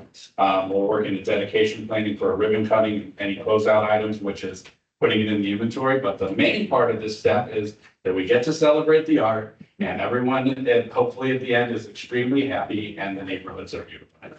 And But let me ask you this, since you're the resident expert, it sound like to me, what's the typical schedule? 3 years to get some art done, you know? no, something for the signal boxes. So in the last year and a half in Pinellas County, I managed 2 rounds of signal boxes. So we did, 18 signal boxes total. I think 7 the first round and then 11 the second round. There's a little bit more, that was for, nonprofit, so there's a little bit less red tape than working with, like a government agency. So there still has to be a process because it's government that may take a little bit longer, but I can say that in a year and a half, we got all those Wait a projects minute, done. you mean a nonprofit was able to put wraps on public owned signalization box? Yeah, it was part of the county, Pinellas County's Department of Transportation's anti-graffiti funding. So they have a certain amount of money dedicated to anti-graffiti. Really? The city got any anti-graffiti money? But We used to, they had a crew that used to go around and wipe out graffiti. They didn't necessarily put the art back, but they had something, because we had right here on Main Street done up there, and they sent some kids out or something, they painted over, but city doesn't do that anymore, they don't have any anti-graffiti. I'm not too sure about that, but I will say that was all ACDOT money in Pinellas. That was funded by the county, and they had brought it to the nonprofit. So that's how we were able to do that. And then some other projects, because it was a nonprofit, were on private entities, and it was able to move a little bit smoother because of business owners and not, going through all everything. But Ms. Doyle, do we have to take a vote on this, or? anything? No, this is really for information, introduction. Y'all are the first CAC to hear this presentation. Thank you. That, And I'm gonna be at the you'll be getting a community survey about the signal boxes soon. They'll be rolling out. I'll be at the CAC meeting soon with a presentation about these signal boxes and other. I don't want to do this, but our artist raised his hand. I think he might have something to ask you. I just have a real quick question. I know the downtown partnership just did theirs for a couple of artists or a couple murals for downtown. You just mentioned businesses. How is Tampa going about approaching businesses and making them more friendly, art friendly? I didn't say this when I was speaking, but I ended up just getting a code violation because I was painting on the sidewalk. Now, it's something that I'm not gonna press, I'm just gonna go and have that, you know. But where are we at with making businesses more art friendly? So I think with that, I can't speak too much for the businesses, but I know that even with signal boxes, the city does have to pull right away permits, like to block the sidewalk to even wrap them. And we have to pull permits for the installation of the art too. So I know that there's a permit for murals that isn't that expensive. I think it's like more, people don't know what it costs, but I don't think that it's like that big of a price point for businesses. It just is a lot of like, you have to be careful when putting artwork on the side of the business that it doesn't meet any code violations like sign code, because that is like a big thing that you want to put, like, if you have I don't know, like a grocery store, you can't just like be putting your logo on it and a bunch of like items that may appear like a sign. So that is something that like, and that goes for, I think, the entire county and even like Nellis too. I see, and we got a whole side of the building back there that we got from, Pumpkin, what's his name? Sitting on Main Street on Marvin Knight building. So I see now it's not, it was art because it didn't sell business anything. It was art, yeah. Okay. Yeah, there's a lot of sign code stuff and you really have to, you know, that's like, What is a sign not art? and like when it's like, say it was, What is art not a sign? say you had a fruit stand and the mural on the side was a tiger. That's not gonna be a sign code violation. Yeah. But the second you have the muralist paint your logo or paint That's the sign. fruit, but like, you know, that's like going, I know like in Orlando, they have very strict sign code. Like if it's a fruit stand, you can't even put fruit on the side. That has to be a completely different genre of mural. So it's, it varies per area too. So, it's just one of those things. But for businesses, I think that, I would love to see more businesses, be able to afford it and to be able to, and that's really where it is, where the city of Tampa, the CRAs, depending on the CRPs, they can, depending on their plan, their CRA plan, they can, add art to private buildings where the city cannot. Because we can't maintain a private building, so if there's, you know, the wall interior is on a private building, the city can't like ensure that artwork, so that's why they don't like, push as hard for that sort of. That, getting back to, my question, about, touch up a minute. Yes. This here doesn't deal with that. This is, to me, like the brand new, like we got the mural over here on the wall. Yep, and I've been, You know, I'm real particular about that mural, but then we got the one at the park, it's gonna have to be touched up, maybe. Depending on how, the one on Main Street, Yeah. I've seen this. Yep. And is there a distinction between inside a building art versus outside a building? If someone has a building inside and they want some art on the wall, that could be historical, are they eligible? If the building is there and they want to put the mural on the inside of the building, I see some people don't know what I'm going with this, are they eligible for CRA funding? I think that depends on the CRA's plan. So if it's in the CRP and you have, you know, the. I mean, it's interior, you want it outside, it's interior of the building, it's when you walk in, you see this nice little depicting something, and that person is in the CRA. It's a public building, it's a school. Yeah, so I think for something like that, Let me get. if it wasn't in the CRA plan, there are. Yeah, that may, I'm sorry, that may qualify for like a grant, commercial grant that somebody wants to put an art mural on their business. They qualify for that program versus this. There's here, this is public art, so it's out. Yeah. Talk about the park building. Also, in school. And so for schools, there is an organization called the Tampa Foundation, and you might want to reach out to them too. where they work with a lot of, public schools and they fund murals and source the artists and, So we're funding on school right now. oh, you're funding your. Road ideas. Okay, oh, yeah, that's a special grant, yeah. So, That's not a CRA project though, right? This, Huh? this, it's, Buildings. it's a grant, a CRA grant. Yeah. oh, CRA grant, okay.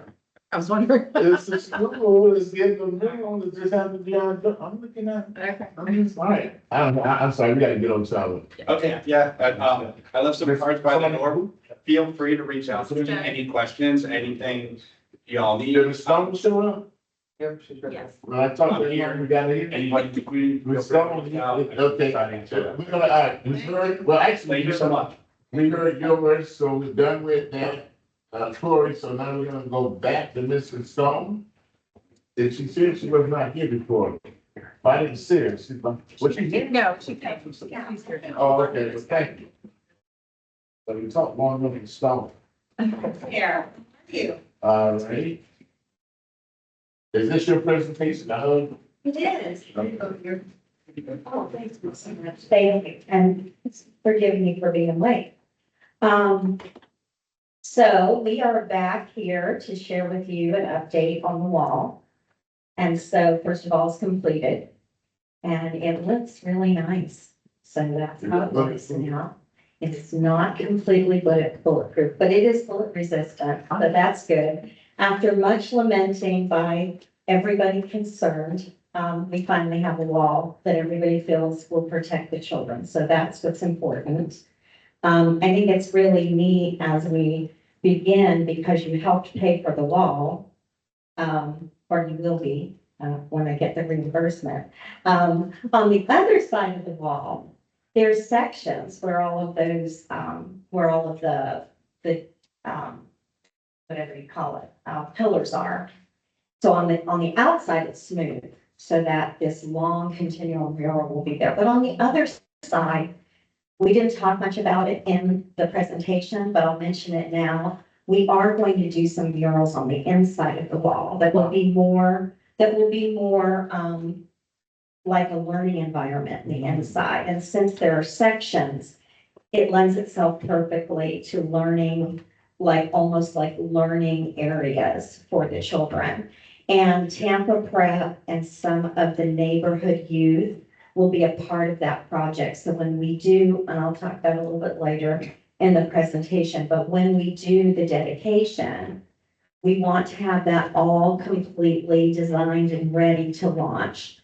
The other thing, while we're here and you can see the wall, is from middle of August to middle of September, while the city is going through its process of approving all of this, we've already sent out a press release to La Caseta and the Sentinel and are passing it along to other organizations that we know have kept in touch with those who have grown up in Old West Tampa. We really want this mural to be about the children of West Tampa, not just the children that attended Roosevelt Valdez, because one of the things that touched my heart when we had the two shootings is like, who's watching for the children? You know, that's what we want this to be a symbol of, is that children have grown up here, they've done well here, they have dreams, and they live here. And it's our job to care for them, not just at Roosevelt Valdez, the whole neighborhood. So what we are going to do is invite people who have grown up in Old West Tampa over the years, who have attended the Roosevelt Valdez Center, who volunteered there, who have maybe donated there, to come with a picture of themselves at the age that they were when they were a participant, and have their picture taken in front of the wall with the picture of them at that age while the wall is blank. That will give us a chance to gather some of their stories and some of their information, and they will be our special guests at the dedication when it is completely painted. So I expect to see you there. So anyway, with a picture of your grandmother. So anyway, but we will do some cafe con leche and some pastries every Friday morning for those 4 Friday mornings and do that. And then I think build some excitement on social media about the wall starting to get painted, share some of those stories, and then hopefully have some pictorial kind of follow up as the mural is painted over the following weeks with the dedication happening in mid-October. So muralist bids and interviews, boy, do I wish you were around. Like I had no idea how to do that, I will tell you. And when I realized the process for this process, this part of the process, and how long it would take to go through everything, I thought, oh my gosh, I have 3 weeks to find muralists. Like, how is that possible? So I reached out to everybody I knew. I reached out to Andrea at the city and said, you know, is there a list of muralists? She said, well, there are a bunch that are listed on the city website. So we reached out to pretty much all of those. We talked to some contractors who've done some city projects that have included murals, and we reached out to a couple of those. But we really wanted an artist that was familiar with Tampa, lived in Tampa, grew up in Tampa. One of the muralists we knew we would invite, if we could reach him, was Carl Cowden, because he did the mural in 1988 that is on the playground already. And I've been trying to reach him to refurbish that, because like you know, and he wasn't possible to get a hold of. So I handed it off to somebody and they got him the first call. I was like, you know, I mean, I've been trying to call him for 12 years. So anyway, and then we were referred to Michelle Sawyer. She also had a wonderful presentation. There were 2 artists who grew up in Tampa that we really appreciated their connection with our organization. And they both happened to live in Lakeland, even though they both grew up in Tampa. Both of them a little bit more starving artists than the other 2. So they didn't have as much experience, but had some good projects. And so those were the 4 that ended up saying they could keep to the timeline, which was a big deal for some artists to keep to this timeline. It's very quick. So, so they all gave proposals. We invited some of our board members. We, don't know if you got my email, Sandra, but I invited you, but I didn't know if you would be able to attend since you're part of this group. But we invited some folks that had over time been told to us might be interested in this project. And then we met on a Zoom. They reviewed all of the proposals and they voted on the one that they liked the best. Really, it was down to Carl and Michelle, which just turned out that way. They're the most experienced artists. But everybody really liked Carl the best, and he was definitely had more votes. So he's who we went with. All of them pretty much bid the same. They all bid $20,000. And I told them we had 15 because I'm a good fundraiser. Nonprofit's my thing. And so they all agreed to donate the other $5,000 as a donation to Cornerstone. So, so money was not really a factor in making the decision, but we did decide on Carl. So, this is what we understand the process to be going forward. We're here tonight. I just didn't know I needed to be here tonight. I thought you guys were going to talk about me. And so, so I'm glad that somebody reached out to me so I could be here. And then, this is what we understand the rest of the process for approval is. Talked with you a little bit about this sort of homecoming project, where we'll be inviting others to come around and that have grown up in Old West Tampa. And then September 13th through the 30th will be the painting of the mural. So all of the artists were told they needed to keep in this timeline. This was the piece that some of them were like, no, I can't fit that in my schedule. And the reason why is because we have to close out this contract before, and you know, right after that, by the 11th of October, we have to completely bill you and close this out. So by the time all of the approvals happened. This was as soon as they could get to work and as soon as that they could finish. We've already given our deposit, which was required in order for them to do the drawings that you're seeing.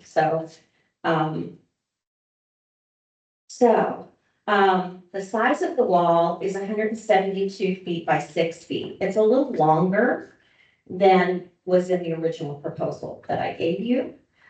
So you're getting a deal. Okay. So, we told them a $15,000 budget, even though in our original estimates, we told you a little over 16,000.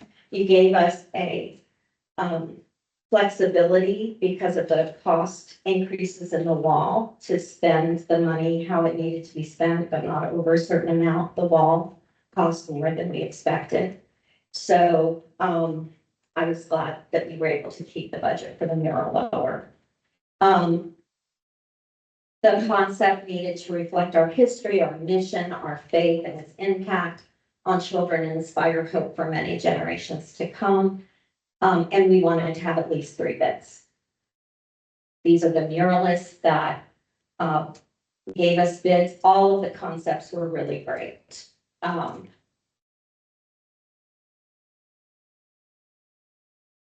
Carl did get this job, and some of you know some about him. Remember a little bit over the Yeah. Oh, did he? Yeah, that's right. I knew that. I knew he painted it right. So he's painted this one. I heard you all talk about graffiti, ceiling and UV ceiling. It will include that. He was the only artist that told us that would have to be included in his. Yeah, well, and because he's so disappointed to see so many of his murals around town faded and not looking good. So he also has agreed to donate the refurbishing of this mural. So we'll need to pay him for paint. It's outside of this grant, but we'll need to pay for paint, but he will refurbish that mural that was done in 1988. Let me ask you a question. Was he on the city's list of muralists?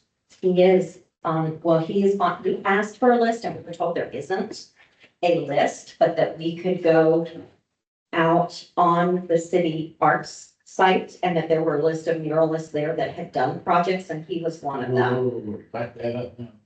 That's for the city to give you, you said the city doesn't have a list? I was told that they do not have a When you list. say what department say they don't have? Well, I called Andrea, who's my contact, and asked if there was a specific list. Okay. And she said that she would check. When she came back, she said there isn't a specific list, but there is a whole section of the city website. You can go there and you can look at all of the muralists that have done city projects. And we would obviously encourage you to invite them. Call But on we that did. list. He was. Yeah. So, so his concept is, our donor that donated the bulk of the money for the wall, she didn't like the name of wall. None of us like calling it a wall. And so she just nicknamed it the hug.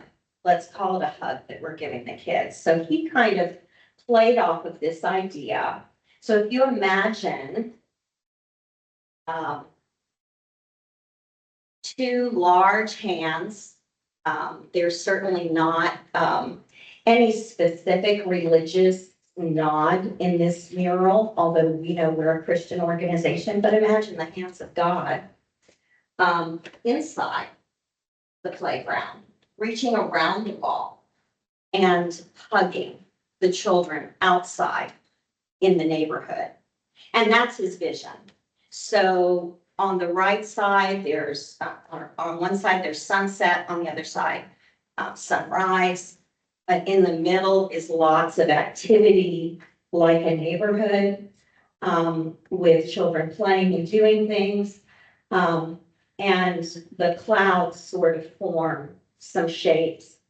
Books to emphasize learning are butterflies and kites and like, little, things that kids float on in the air. And there's some, just plain. So that was his idea. And, these are some of his other murals that you will recognize. And this is the one, that he painted in 1988 on the Rosa Playground. I remember that. Mhm. And so this is where this mural will go. It's rather long, so it's kind of hard to see. So I tried to piece this together and then, I will, so this, here it is in sections, as he sent it to us. Some of it's a little difficult to, kind of see the details, so he did include some detailed sketches. That's 172 foot. Mhm. That's one of the largest murals around it. Yeah, and so, and then there's the other part Is of the that gonna hut. be completely taken from the stone cap to the Mhm. ground? Yes, yeah. And So that- it'll be 6 feet by 172. We would like some of the books to have, once we do some of this, finding people. Like, for example, I went spoke at a church on, 2 Saturdays ago. I get in the room, it's in Claremont, and I find out that the women, their church was across the street. It was Keeney United Methodist, and Keeney Chapel was across the street from Rosa for years until they moved out to Claremont. And so they had so many people that they knew attended the center and taught at the center and volunteered at the center. So, I think that, there may be an opportunity to do on some of the books, it will be rather small, some historical references. Like, for example, Rosa was one of the first 3 Girl Scout troops in the country. It was a sister troop to the Hyde Park troop, which was the second in the country. So during the 100th year of Girl Scouting, we had Girl Scouts coming all over the place doing murals inside of our building. So, a nod to Girl Scouting, a nod to Boy Scouting. We have a historical marker right outside of our center because we hosted a Boy Scout troop, one of the first Boy Scout troops. So there are just a number of historical things that we might also incorporate, but they would be small and on the books, on the covers of the books that are flying around. They would not be like big pictures of anybody. And we could certainly share those with you as we kind of collect what those might be. These are just some sketches he included of some of the more detail of the drawings. I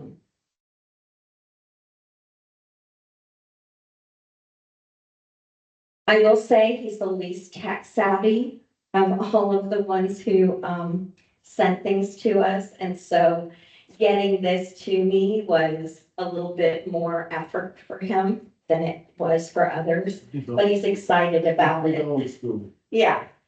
And so, but he's very excited about it. So, he does have someone who helps him. So, so anyway, I was just thrilled to get in touch with him after all of that time. I really had Now, kind he of has thought he to put wouldn't this do it. on that wall, starting now till he gonna be done with. He cannot start on it until September the 15th, Okay. because I won't dare pay a dime and then have somebody in this process say no. So I've already given him. Us? Yeah, because it has to go, my understanding from Andrea is that after it goes to you, it has to go to, it's already gone to the staff, now it's going to you, and then it has to go to the CRA board for approval. And they won't meet until, I think their meeting is, let me see. No, but I think she said that the first meeting they could. There's August 5th and then September. Would be 12th. September the 12th. Oh, I see. So he can't even start until then, and he'll have to be finished by the end of September. So he'll only have 2 weeks to make this mural. 3 weeks, yeah. Well, then the option would be that you all could extend my contract. the contract so that we had more time. All right, so what's the ask tonight?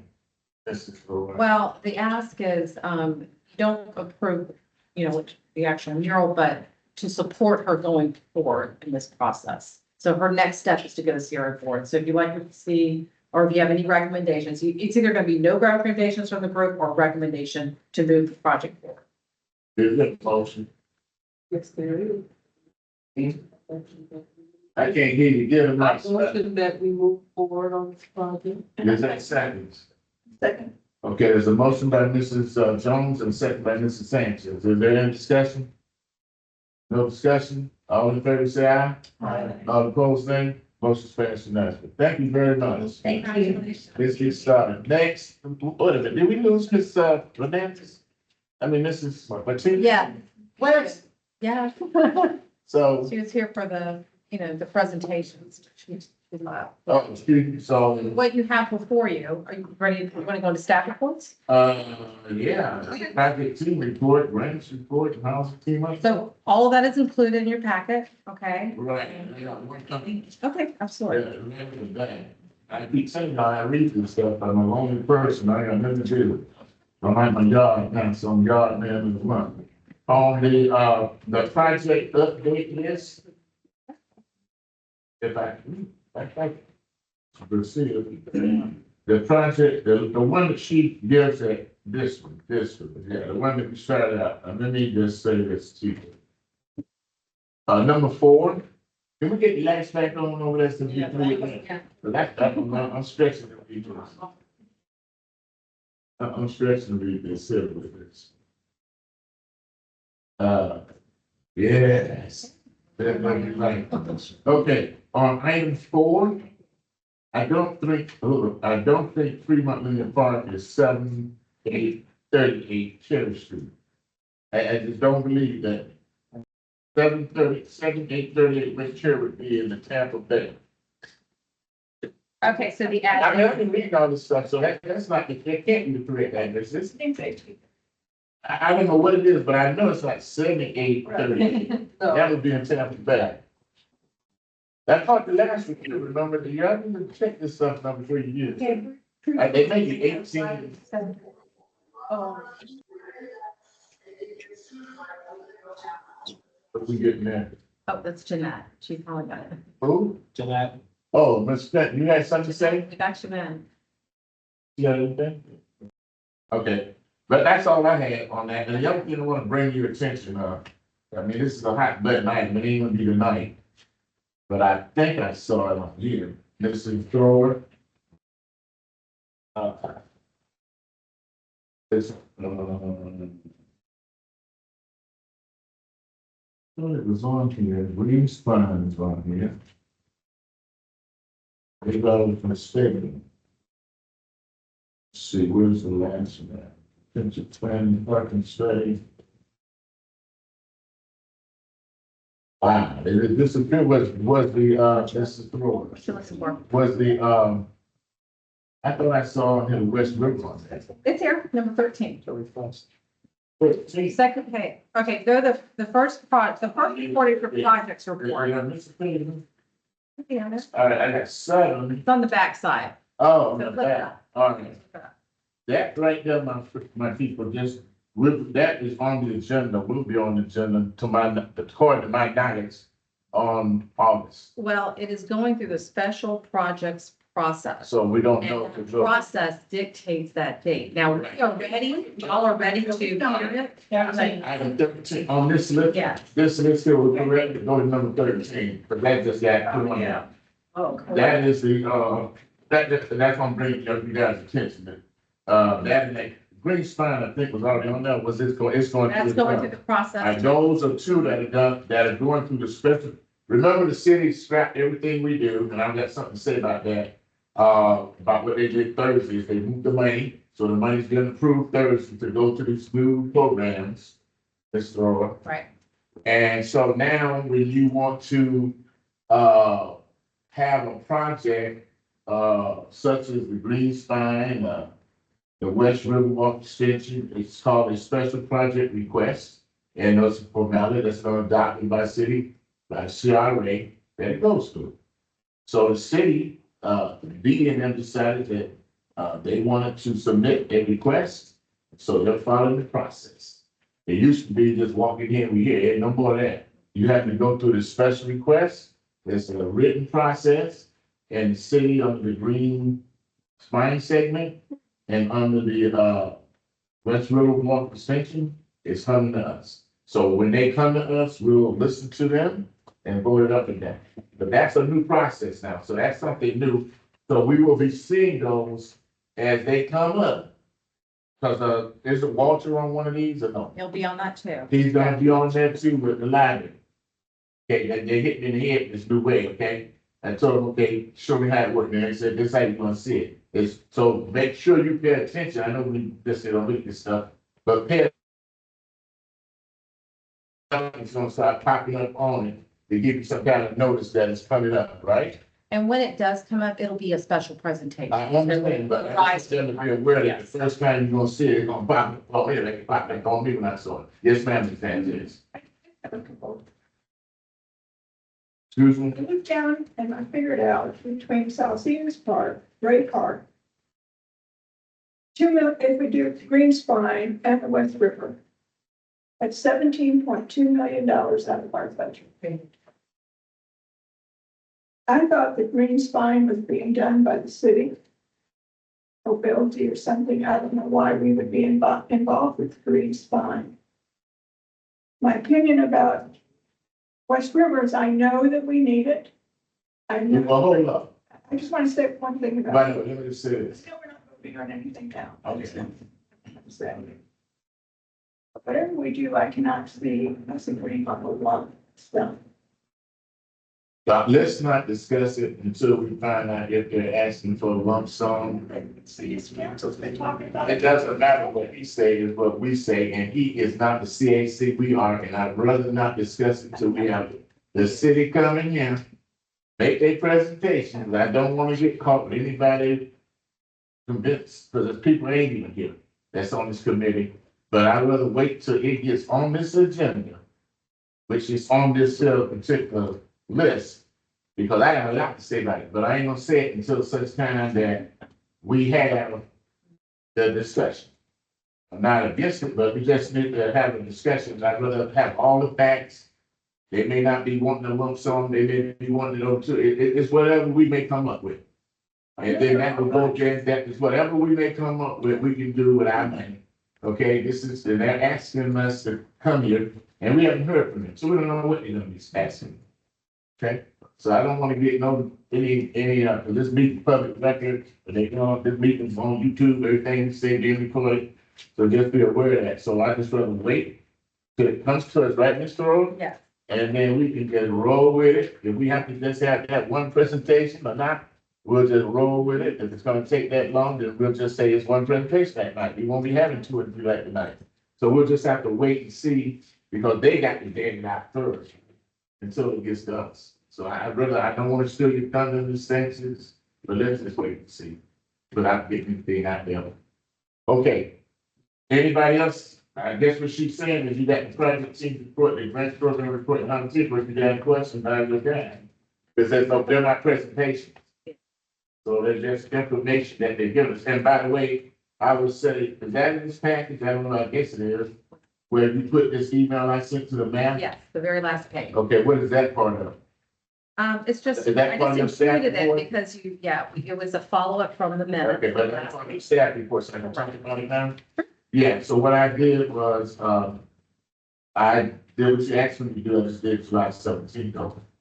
They sent the man, and that's exactly what I had written, it was one little random thing, but I sent that to them. Based on what Mr. Smith been saying, the motion that was made, they had the complete notes of that meeting. They had the motion that was made, and I made the request that we feel we need additional staff. Yeah.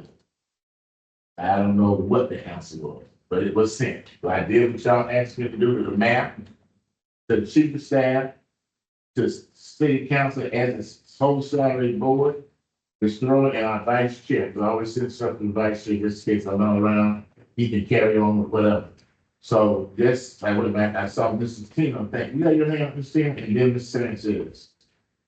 Yes, on the, status key where it says potential risk. Mhm. Potential risk or what? What I mean, Number 3. Number 3, Potential risk of a deadline or project not being done, what does that mean? With a potential risk, that is just the way the staff, Melissa's group is flagging certain things. So if there's things that are being hung up or it's not falling on schedule, that's what they're putting in there. They call it potential risk or something that's happened. I think this was the environmental assessment. But I can take, what I'm gonna do, because I'm not gonna. oh, you mean on Freedom Park? Right. Whatever. Yeah, but it is, I'm not gonna let Melissa know. Well, Something I don't know. yeah, she doesn't know, but, Yeah, but, so the yellow, he's Mr. Martina left, okay? correct. But here's the thing, on that one, the potential risk is what do we find? You know, because we're digging in the ground, we're looking for substances. The phase 1 audit said that, yeah, there's some type of business activity that would create some type of contaminants. Phase 2 now is to dig down and start looking, and so the risk is what they find may end up that we may have to extend the date, or it may be deeper to go. It may be a plume, you know, we do know there's a plume not here, but there's a plume from clearly the cleaners that was on Rome, and that plume, which then necessarily runs down Rome and runs over to the housing authority site underneath the interstate to the housing authority site on the, where we probably put the example one time on the southeast corner of Rome, Maine and Rome. That contaminant has went all the way up that way. And that's one reason that they say they couldn't put no retention ponds there because it would be an issue with that plume that's under the ground from those things. So that might be something that they may, that what they would be a risk this young. Especially when you say environmental and they're doing these digging and trying to get rid of the big assessment, site assessment. That might be what they're doing. They may hit something and say, oh, we gotta go talk. It happens all the time. So that's the only thing I could think right off the top of having dealt with these phase 1, phase 2, phase 3 audits. Basically. Anything else on these 3 items? Just Mr. Sanchez. See, they already have meeting scheduled for city council on page 7-8, which is from 3rd. What's happening with you on the Sanchez? Number 3, Okay, I'm still on 3. briefing. Council, and then a hearing on 8/12/24. I guess that should change the zoning from commercial to open space. I was looking at that comprehensive plan amendment, then the future land use change from community commercial to recreational open space, and then I guess they're doing a briefing on the 8th, they already done it. No, yeah. So they're going to the planning commission. And then now the PC is planning commission. Comprehensive plan. Correct. They've got to change the land use in order for it to be a park. I see. So it's just that process. And then it's coming back to the city here, so by September, we should have a park. Mm-hmm, yeah. Wow. Long as it's got some dominoes in the stand, don't be promising them dominoes. These people on Main Street, I had the radio show this week, and these people called me up about they planting dominoes in the attic, okay? But that's John. Okay, so they kidding me in the head about this domino thing, they calling me about this domino. So I said, well, maybe, I said, maybe it might be a domino park right there. I mean, that would be awesome. Like they got the one we talked about in Miami, I don't know if you want to talk about across the street, but anyway, so anything else, Ms. Sanchez? Yes, I just want to talk about And then Ms. 14, Jones. 15, and 16. What was that, what numbers? 14, 15. 14, 15, and 16? Okay. Planning potential Main Street Open Design Project. We already approved going forward with that. Do we need to put a dollar amount? Which one you on right now? Number 14. Okay, 14, planning Main Street alternate design. Says will require reprogramming the funds for additional funding. That request, So that is, I believe this is that neighborhood commercial plan that y'all did yours, the Main Street, the Main Street neighborhood commercial plan that where I think it's left out right now, you need an implementation strategy to move Can't forward. hear you. Oh, I'm sorry. Your microphone. Hello. Is that it? Okay, so number 14 is the neighborhood commercial plan for Main Street. The plan y'all did several years back. That was done by the planning commission was involved. I know you all, many of you were very heavily involved. I thought that was, we had decided, when we decided where the business district was going to be, a couple of meetings ago, that we were going to go from Armenia to Green Street to Union. And at that point, we asked to go to city planning so that Steve Benson and his crew could do a projection of showing us what that area would look like as a business district. Correct. Okay, so that's what I'm saying. This is. Yes, that's what I was, yeah. And I was asking us to put a price on it and we have to add it to our budget. Correct. Right now, we need to bring back that implementation plan. Stephen Benson, as y'all know, is gone. So we're going to be working with planning. Give me some time to do a little legwork internally to see where that was left off. Okay. I saw that the Jesus had worked on an implementation draft strategy, but nothing has been approved. So if it comes back. And yeah, so that way we'll know exactly what you're funding and what you're moving forward with. But I saw the plan, I have it. If y'all want me to share it again, you know, have it too. But it was done back in 2021. Yeah, so it's not what we're talking about. Yeah, Isn't that part of it? This is the reconstruction of Main Street for the ultimate design. So this was beautification, redoing the roads. I mean, I know we're resurfacing, doing the quick build. It's a precursor, correct? This is the precursor to this. Right. Right, so this would go from, I don't know if it's Armenia or Howard, all the way to Boulevard. Okay, so let me get with Melissa on this, because I don't know where this is. And where, you know, where those plans are, where it's in the process, doesn't even come back to all. They're talking about, because remember now, we combine Jesus list with this, I think this is the combined list, right? Yes. This was separate from Jesus's list. This is something when we were talking about it, I said we needed a vision for what we thought the business district was going to look like. Had nothing to do with Jesus's Right, list. that's another thing, because remember, we had originally been designated as a corridor. Okay, we got commercial corridor, and the people on South Tampa rejected that, and we had that. So that's one thing, that commercial corridor. We also had some students come and work with us about Main Street.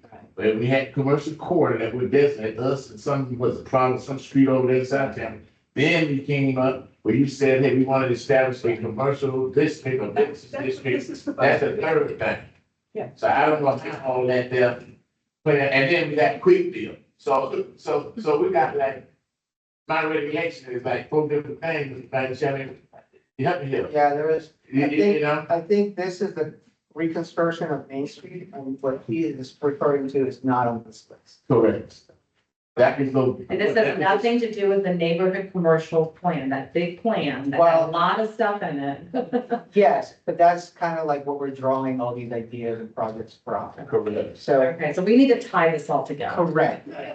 All right, so let me put Melissa, where to go report back to, and let's start working on that. Yeah, but remember that. I used East Tampa as a reference because they had done a beautiful presentation Yeah. for East Tampa to show their vision, and that's what I wanted us to do, so we could look at it and get an idea of what that vision was A like. vision. Yeah, I saw that presentation and I saw what they did. The difference is they had land that was assembled. Yeah, I understand. Okay, we're sitting here taking a large area, they have a specific few lots there that they could do that with. We got a whole big area that we're saying we want to make it a business, commercial district. So let's get straight, let's make sure that we have quick deal. We got the neighborhood, commercial,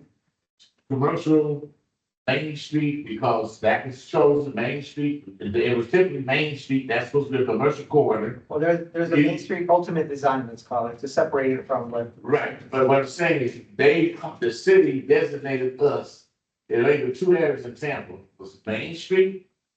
And that street over there in South Tampa, was their problem, it's the street over there, and they rejected it. They said they don't want what the city had came up with, and we said, well, we're working forward with ours. That's a separate thing, and then hers is a third thing, which is we came up with an area, we came up and said, well, we want to be here, this street on the east, this, it's in the notes.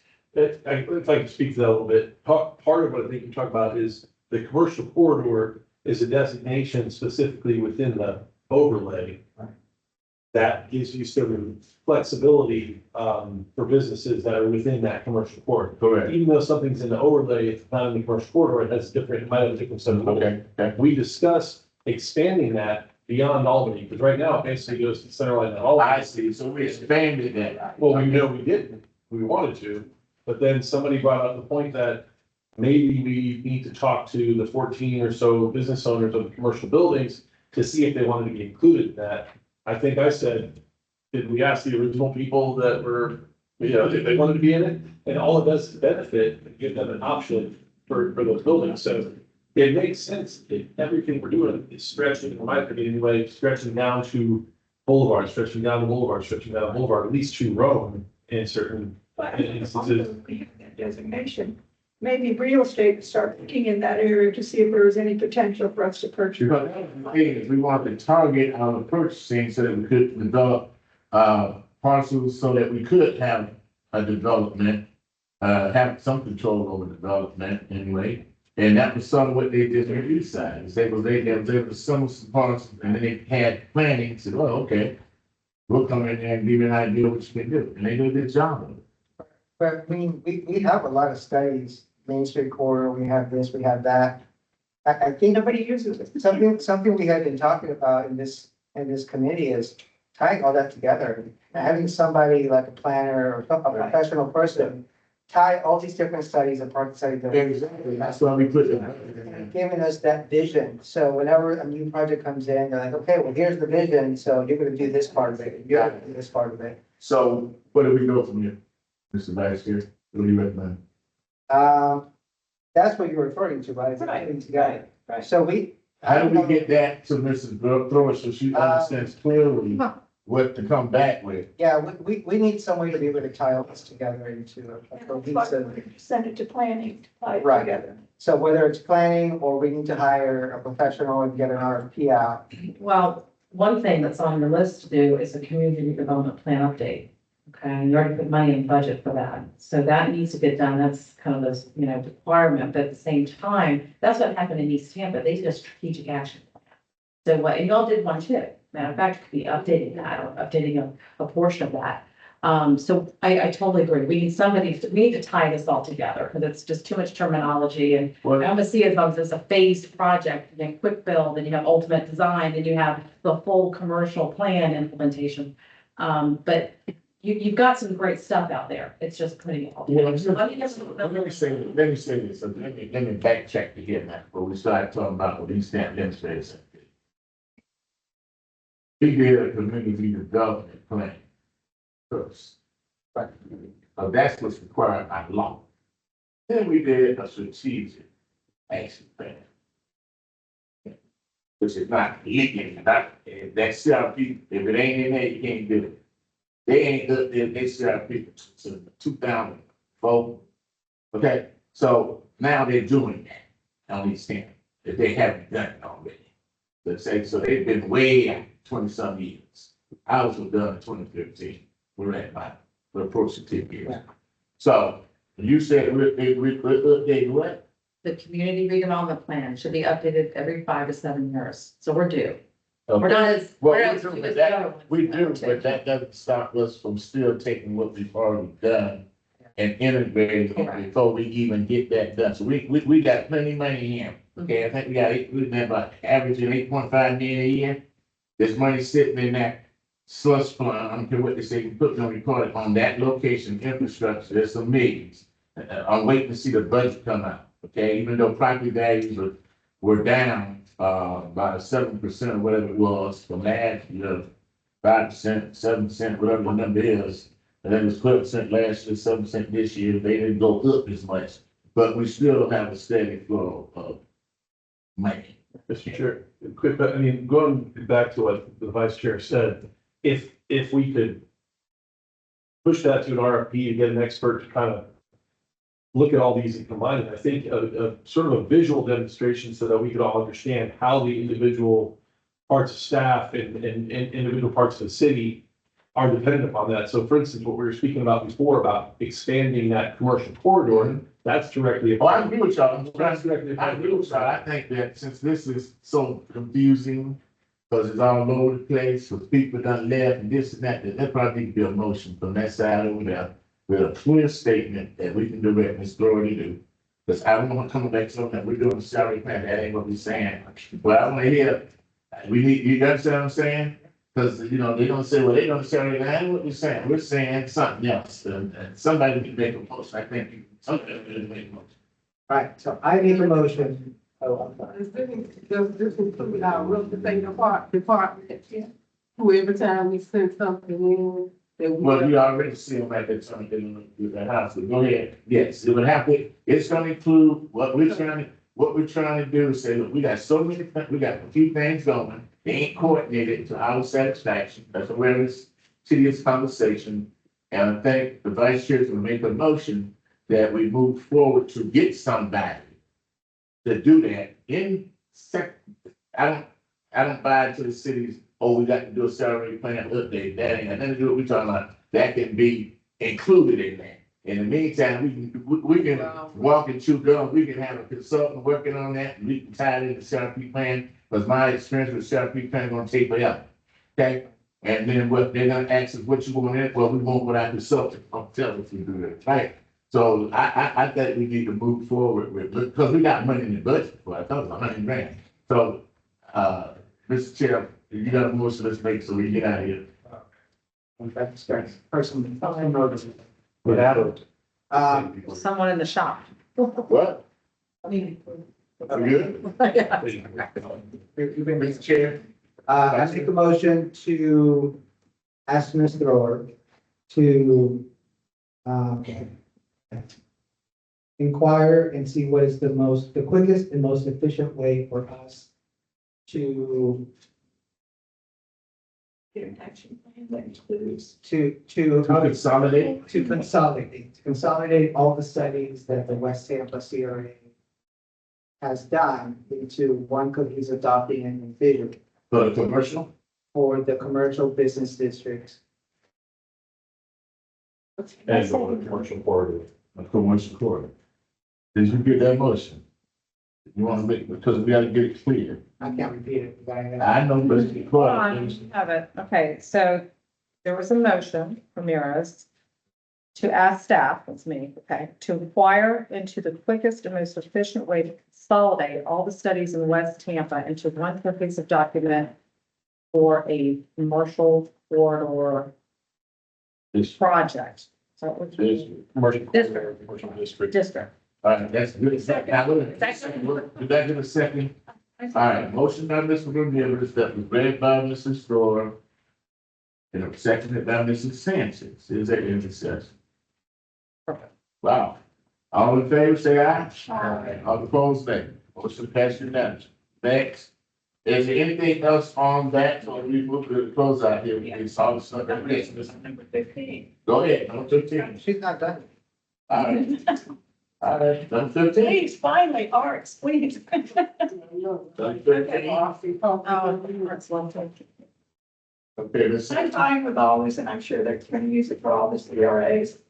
I don't know, we got a budget of 217,000. I thought we had a budget in art for 300,000.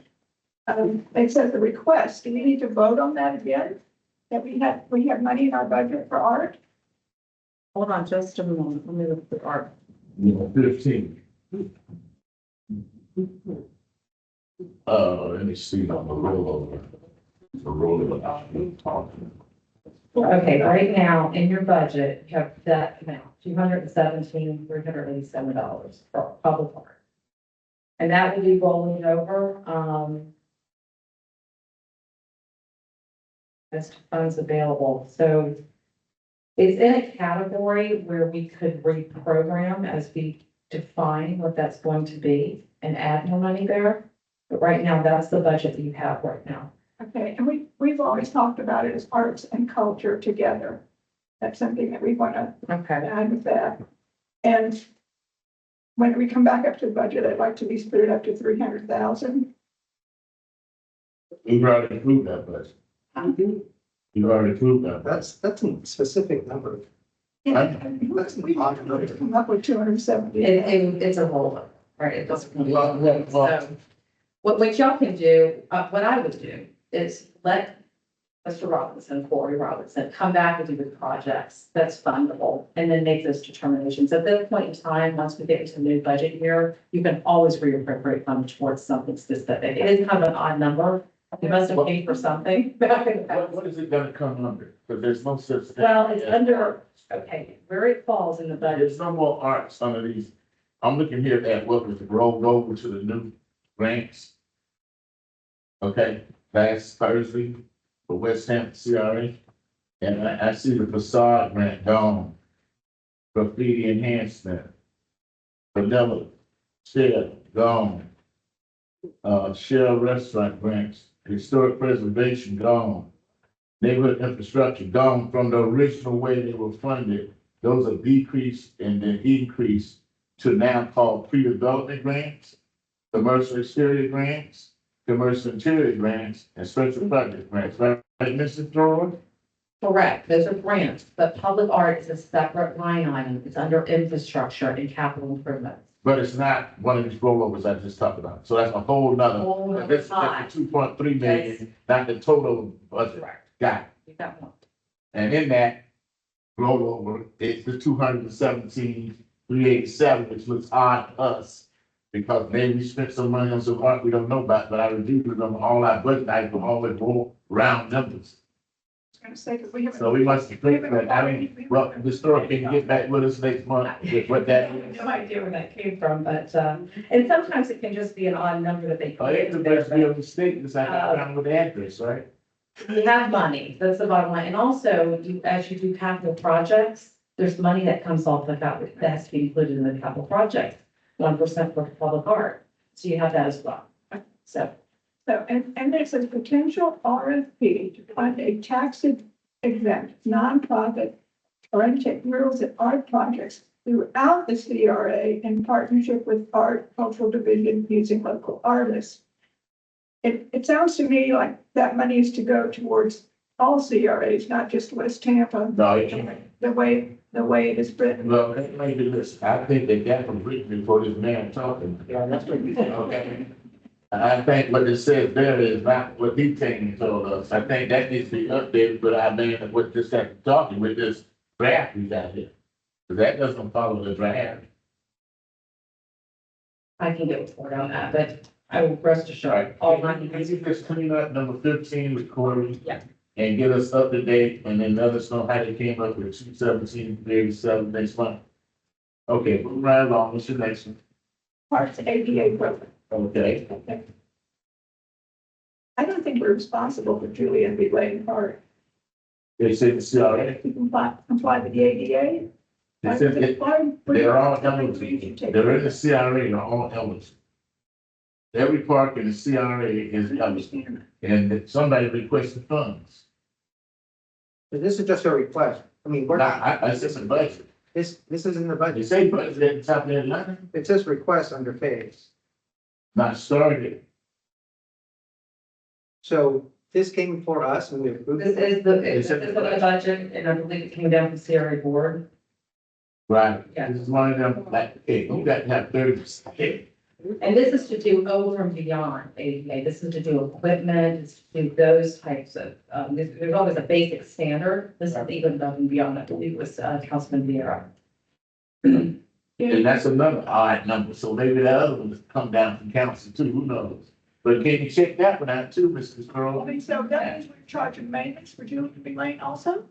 No, that does not mean that. That means that there is, playground equipment out there, like right across the street here at Ray Park. That's, you look out the window, there's no way meet That's ADA. right. That is correct. But hearing, sight, sound, and everything else. So this money is to upgrade supposedly that. For all the parks in West Tampa. No. Now, it doesn't necessarily mean that all of them are gonna get funded, because somebody done come up with a number that appears that that money there can take care of those parks. I mean, some of the ADA improvements are gonna be taken out by the projects we have now at Ray Park, SLC, Well, I don't know that. I ain't seen no final stuff coming in front of us yet. They do a 9% drawings, but we ain't seen it yet. I guess my question, Mr. Roach, can we get a clarification as to what is above and beyond? That we have in South Seniors and Ray Park. We know those two we funded, and we wanna know if we double dipped it. You understand, Mrs. We did. Very good as always, like that, all right, people, you y'all on a roll with that, Sam, run the whole thing up. We're spending money like crazy. No, look, that's what it's here for. Put it this way, we rather spend it than let the state legislature take it back. It's getting started. They will take it back if we don't spend it, right, Mr. Roy? Mr. Roy, on the next meeting, can you, okay, are we done with that? Anybody else on this one, move on the agenda? Okay, moving on from staff reports, unfinished business. Yeah, quiet, okay? New business. Yes, new business, Ms. Thoreau. Could you give us an update on the conference coming up in October? Next month, so I know you was president and all that. Yeah. And I know it's gonna be here, and you and I talked about some, trips that are gonna be going on. And, I suggest maybe you might want to even go down the river instead of just on these boats, they're gonna sell out, okay? It ain't gonna be enough buses to take everybody where they talking about going, I'm telling you. So we wanna make sure, Mrs. Thor, that these 11 people in here, maybe 12 people in here get a seat on the bus. If not, I'll take the river trip if you ever come up with it. I'm not sure if the river. I don't know, I'm just with the band down. So, We need to find a sponsor. Do you want any basic information? Because I believe the registration is gonna go out probably prior to the next Well, meeting. we want to be first to reply, and we need to know the rules of engagement. See, here's the problem. Correct. I waited 2 years to get my reimbursement for travel to Daytona Beach. Okay, that was, and them people gone. Notice, if anybody want to give my money, they done left the city, left the building. Ain't here with the city no more. So now you don't give my money. This thing, we need to know what will be covered, if anything, for this committee. I know the chair and the vice chair got some kind of thing, but we need to know what is covered. If all of us can't go and participate, I think when it was here few years back, I don't know if y'all remember, that's when we got the lady from the, I met her, not the IRS, the other, the lady that dealt with the banks. The young lady that dealt with the banks, and she came and gave us a presentation, blah, blah, blah. And I met her there at that conference and all, but it was here in Tampa, and everybody got a good understanding. And my thing, if it's here, you don't have to pay for that travel, but surely we should be able to get people registration paid so they can attend. Right now, the policy stipulates that the chair goes to the conference. That's how the policy reads. Now, it is local, which does bring that opportunity that there's less travel, involved. But right now, that's the way the CAC That's the policy. problem. So what if we say we want to pass a motion to spend some money? Well, again, this has to be the CRA board, but I do want to But ask. that's why I'm trying to come back here next month, because we may challenge that. We want this, the local CRAs members should be eligible at least for the registration. I know what the policy say about me, but this a local one. And I want to know, is it illegal for us to have money to pay for a registration? I'm just not, because you got the chair to go. That's a question. Absolutely. Okay. So we'll get back to you on that because it's been raised, with us. I mean, because this opportunity, put it this way, it's training. It is. And I know when it was in Daytona, a whole hell of a lot of people from East Tampa was there. Did they pay for their way or did it come out of salary funds? Don't get me started. Don't get me started, man. I was there. I said, well, they got about 12 years. Look, Orlando was over there, man. I mean, it was, but they went because I told them that you cannot be funding that environmental integrity, over and over and over. And so the lady told them, no, you can't have that over there. And they were talking about these festivals. You can't have these festivals. You got to find somebody to get a private sponsor to do that and all that. They was stole out our special events committee. Miss Young used to run on. So they learned a lot. So, and that was in Daytona. Now, I don't know how all of them got over there. Did they pay for their registration? I don't know, but I know they were stacking the deck over there in East County. There wasn't no just chair. There wasn't no just chair. So, Ms. Thorough, But I will get you a report back. I'm asking, if not, I'm gonna just call Ms. Henderson up and say, Henderson, this ain't right. Okay, So, so, yeah, I'll definitely get. and, you. you know, and we don't get no special discount. It's- No, the registration. Well, we are, But just to give you all the dates, it's October 23rd to 25th.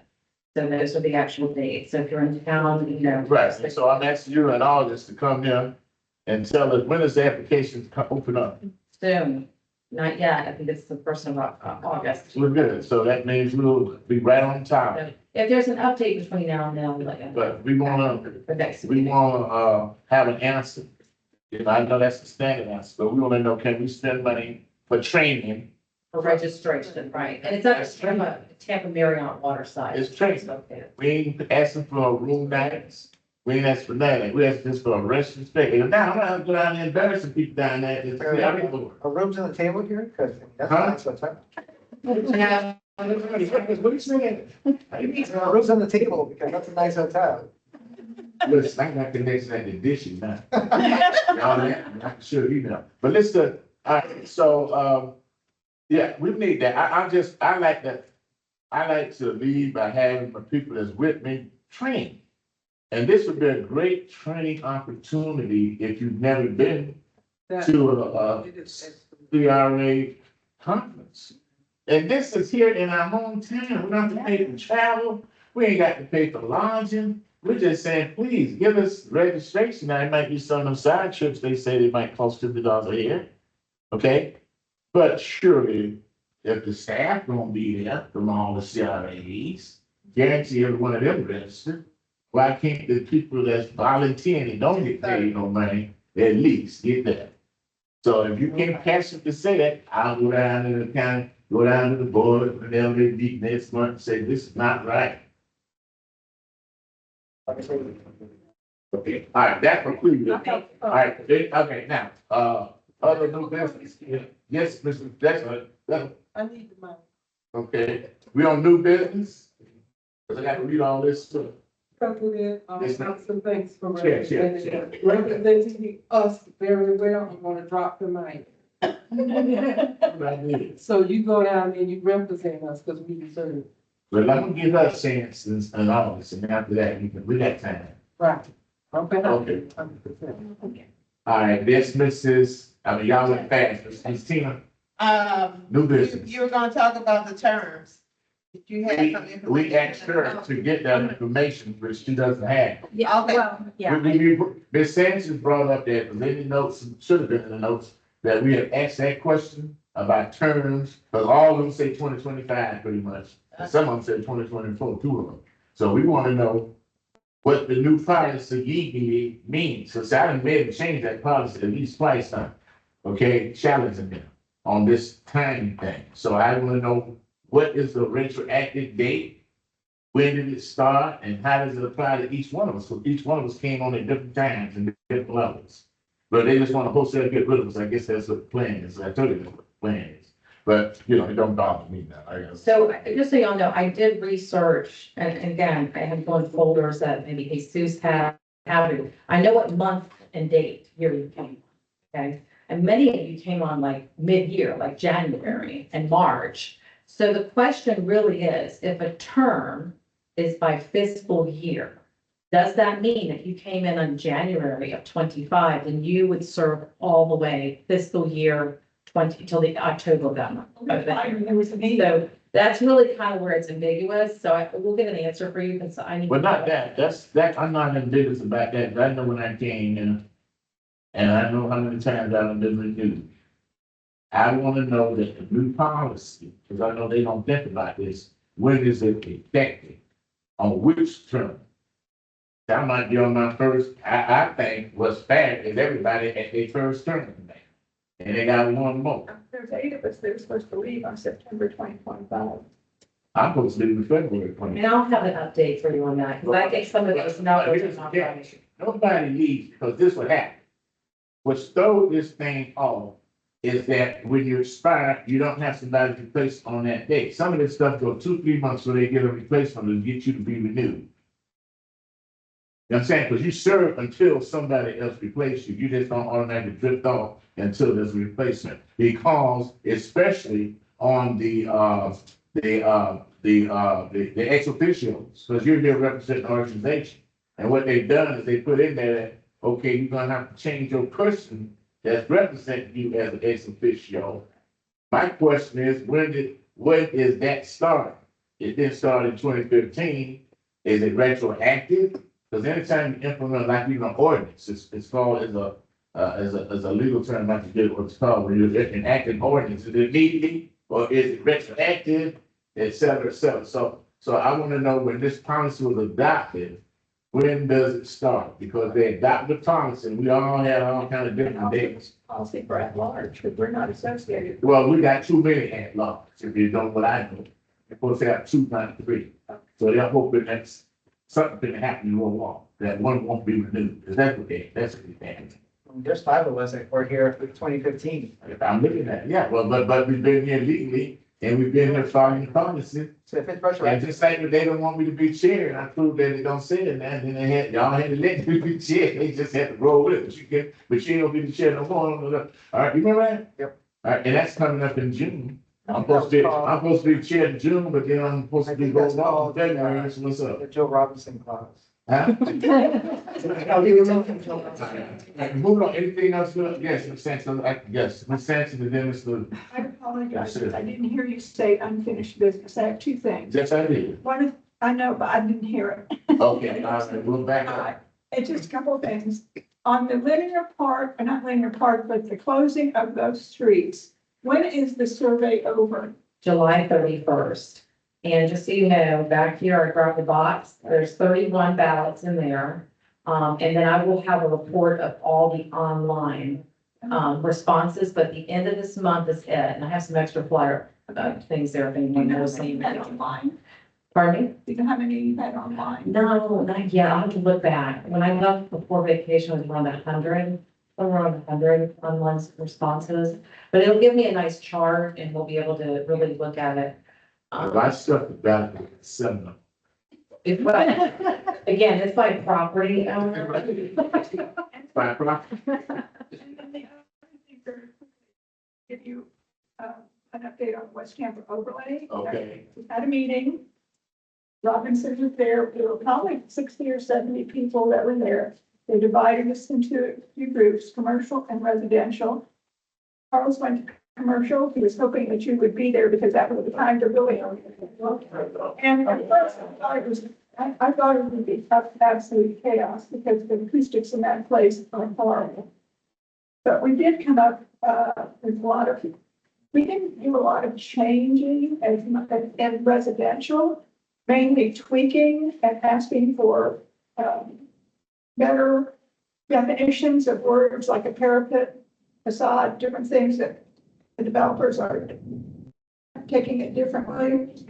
I did talk to David Hunter, who ran the program. I talked to him this morning, and he's putting together some kind of presentation for city council, but he's really not sure what kind of direction we're taking because we really didn't want that many changes. The few things that want to change, they wanted to know if they were going to be long-term or short-term that we could change. For example, we wanted to change in residential, the setback to 7 feet instead of 5, like the rest of the city, because now they have 5 feet, they're asking for a 2-foot setback on the sides, that sort of thing.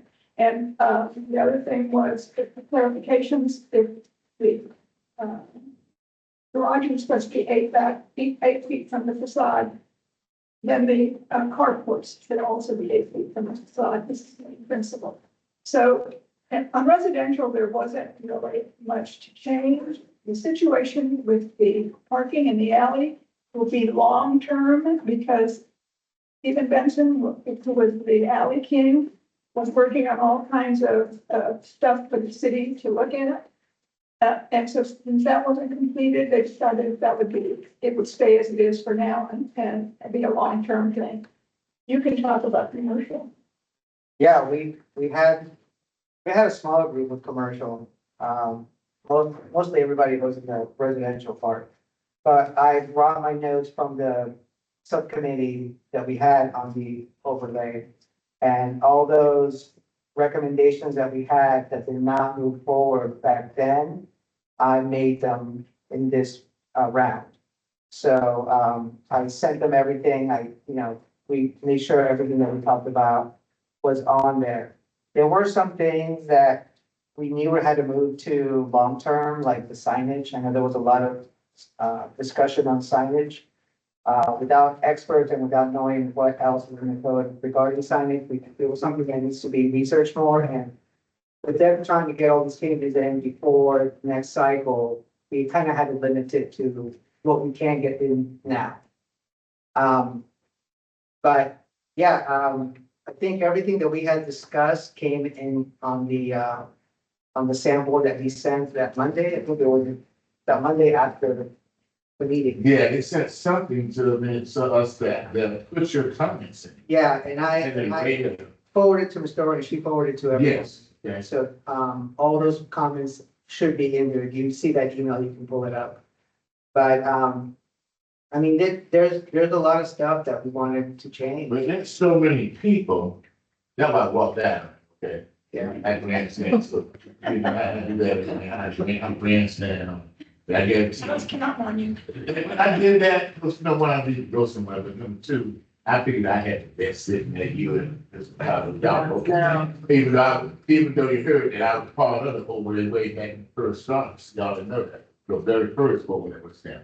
But the thing is, that's what I'm worried about, I know y'all had it in your hands, but my thing is, I quote that if you add all of those people, because it went to everybody, that their comments don't water down what you was just saying. You know what I mean? What they got 30 people say this and then they see dollars with 1, 2 people. You know, I just hope that don't happen. That's why I'm suspect. When he sent that thing out, says, well, do you think this, think that, and had the red there, check this box, do this. That bothered me because I said, man, we could be masked out of what we really want versus what that's the people that ain't nothing to do with what's happening. Yeah. I don't know, you want that, but I said, man, that's it. And in fact, went to you sit down.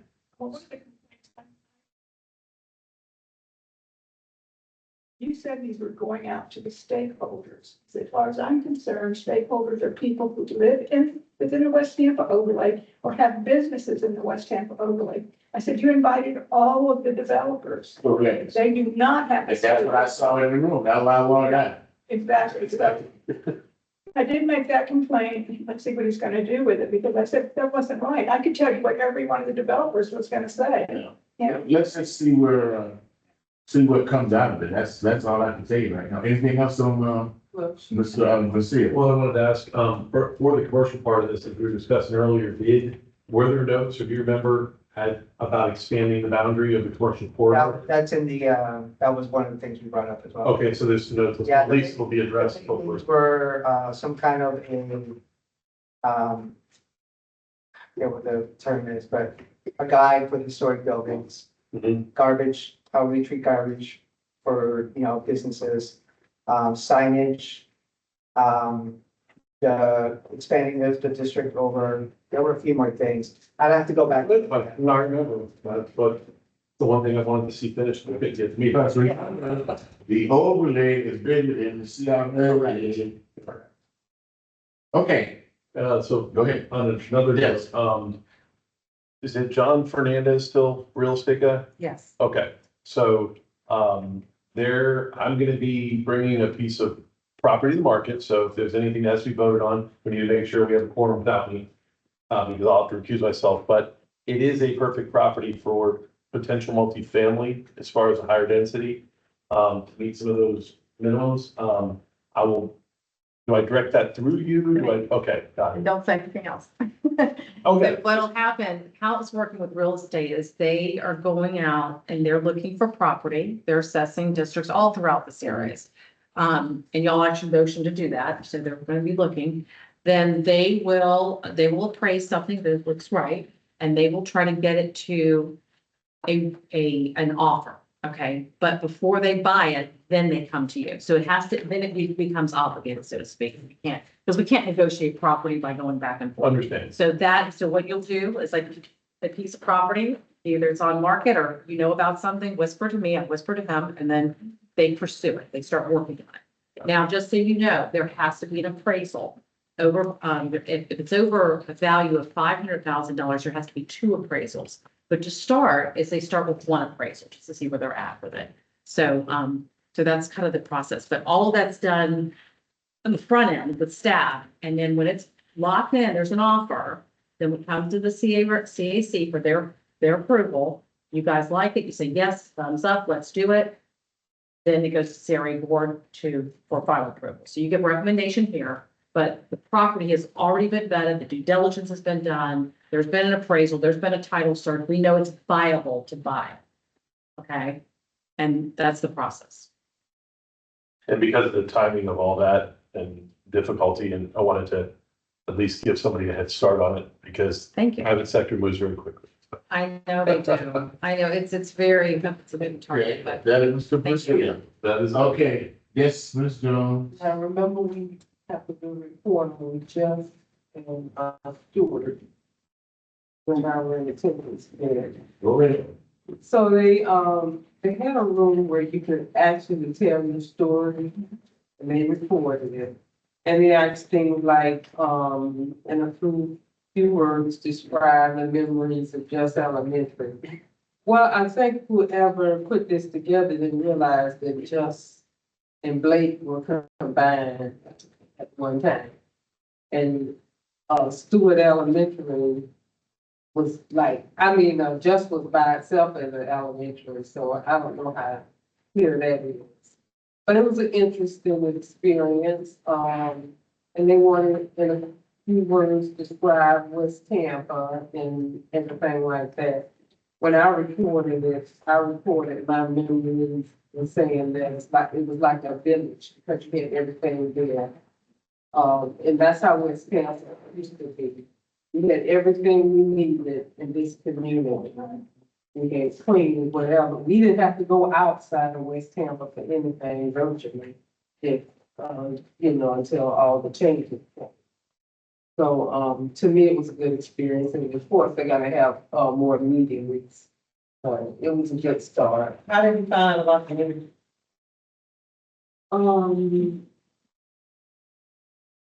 It was sent to me because my sisters and my god sister, their class of 71 Blake and all that. I sent everybody else one.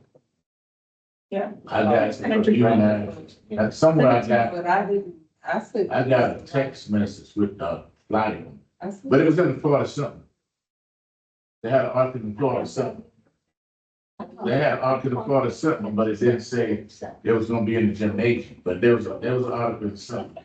And then there's also Ms. Jones' follow-up, there's been an article in the Times, 2-3 days ago about the meeting. Okay, like I told y'all, Justin stood, I told you, there's some coming back, okay, because that's the hole in the donut. I know, everybody mad at me, but the bottom line is going to Brandon. Brandon, I'm not gonna be around here long, I'm telling y'all, they trying to get rid of me. That's why I'm on this other stuff, okay? But let me go down this list, and I'll give a final thing. Right quick, 205 North Albany, application for design, Buck Stress-Free Construction, whoever that is. He's doing design exception request, roof picks, a whole bunch of things. But that's a DEI, I guess it's called a design exception. You can text down to get this. Hold on. Then there's one here at 2929 North. 1 grand vulnerable 205 inch left the property they want to remove. Takes some care of Armor Bay. 2539 Cherry. Current zoning 16, item 16, want to go to PD, single family semi detached. Okay, public hearing on the 25th, applicant is Alex Rios and Real Architecture. Petition for review, James Porter from Ackerman, 2115 Northville Mabry. I don't know, maybe you can see, but it doesn't say what from, it just says sub 24-12C petition number, but I don't know what the petition is. It doesn't say if they're moving anything yet. Pass that one down. Yeah. moving right along, and then, one from, 3315 West Douglas Street, another tree, a long oak. And that's from, Christopher Madero, Christine and Lasso. The application for design section, Agent John Long, 2109, 2111, and 2113 West North Eighth Street, rear yard setback reduction. Okay, another design section, okay, it's the same one I just read, 2009, 2011, 2013 West North Eighth Street, rear yard setback reduction, lot split, application for formal decision, Maria Curry, doesn't say what lot, address, don't say address, this is lots within her address, application is 5827 Columbus Drive. Notice here, rezoning, rezone from R16 residential multifamily to multifamily 16 to PD planned development for residential single family attached at 4405 North Armenia Avenue and 2322 West Gray Street. That is by You say Grace or Gray? Gray, 2322 West Gray Street and 405 North Armenia Avenue. And that's, agent Alexander Yusha and applicant is Stephen Gold. That's that, okay? And then, finally, with Mr. Sanchez over there, but what happened was, I don't know if there was a lot of development going on in Tampa. So, and what it was is that someone asked me what I would think about it, because I'm on the West Town Sales, I said, trying to get me off this. And then, I'm on the source first, so I put in, I didn't think I was gonna get it, but I had a full three vote. I had Guido, Bankley, Charles Rondez, Louis Sierra, and the sentence of both brothers, and the other three went another way. But what it is that, so we talked about the benefit agreements, that I was involved, the first one over here, Long Yard, bringing good things to the community. Well, that's the community benefit ordinance, section 2-850. And under it, there has to be a committee. And what this will be, the assignment, there's like, the committee will be for each individual project that has to have a community benefit to it. The first one is the one with, gas works. I think they got 54 million, I think some meeting, some kind of way from the city, I understand.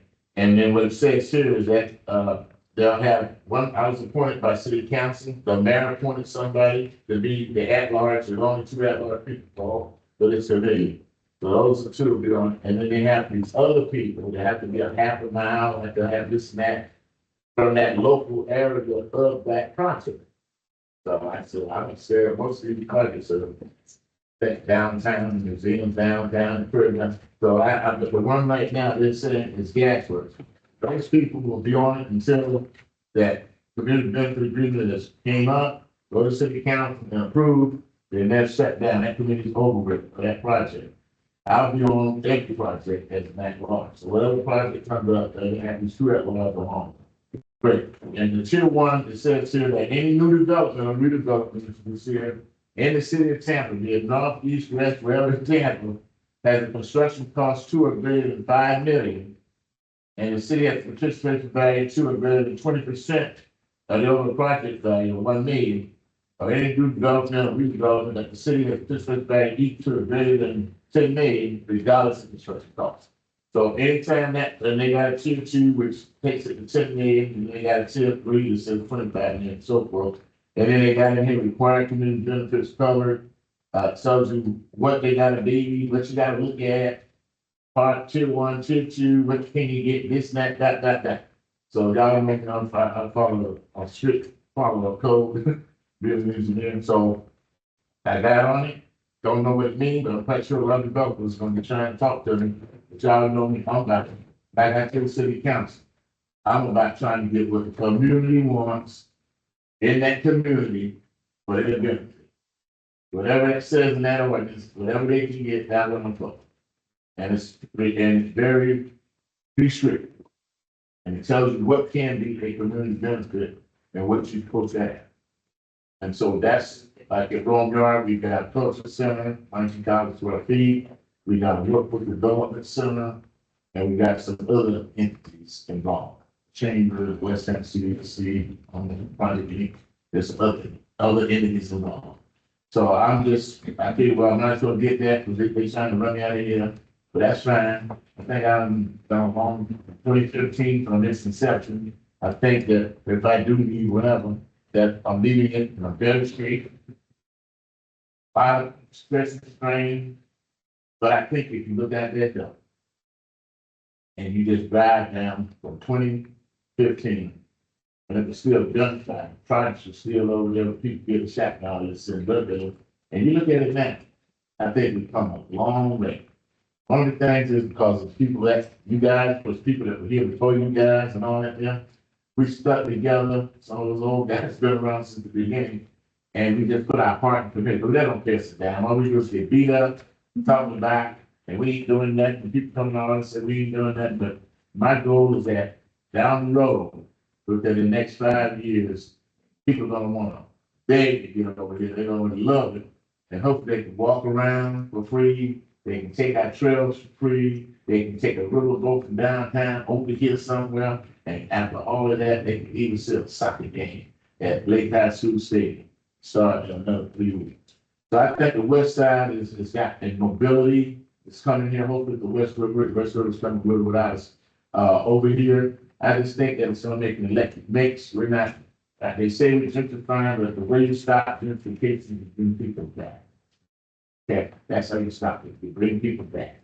And that way it makes an electric mix. And I West Campus, I don't see it being completely one way. Okay, but I see it being a lot of people, a lot of working class people, and people that just want the same amenities they got South Tampa, same amenities they got downtown. And that's what I tell them. I want the same thing y'all got downtown. I want it over here. We y'all got, no, I want more than that. We got boat parks. I want South Stevens Park, look beautiful. When I got there and said, I want to see something. You know, when I walk down Main, I want to sell the drug dealing and I want to see the Donald Flynn, I want to sell that drug dealing, shooting and cussing and the can on. Okay, you got mental health issues too. That's why, you know, I support that Roosevelt there, that make a difference. And one day, hopefully we'll get this parking garage that we really need on that parking lot and get rid of those duplexes over there and solve the problem of that block once and for all. And have the alley where you can go down, he said, everybody's gonna control saying on the thing burn out. Those are kind of things that are gonna happen. But it just takes time. You don't see how much time this takes. You see how much time it takes the city just to get something done. But they've been doing a good job, and we're going through, believe it or not, one hell of a transformation from what we started with our home body never not here, but all the work y'all put in, the home, housing, all that work we did, for them grants, and then we get told, you know what? You've been a reprogram, so y'all start over. But let's move forward, you know, and I'm not getting my legal speech yet, I ain't going yet, I'm good at legal, I'm just warming you up.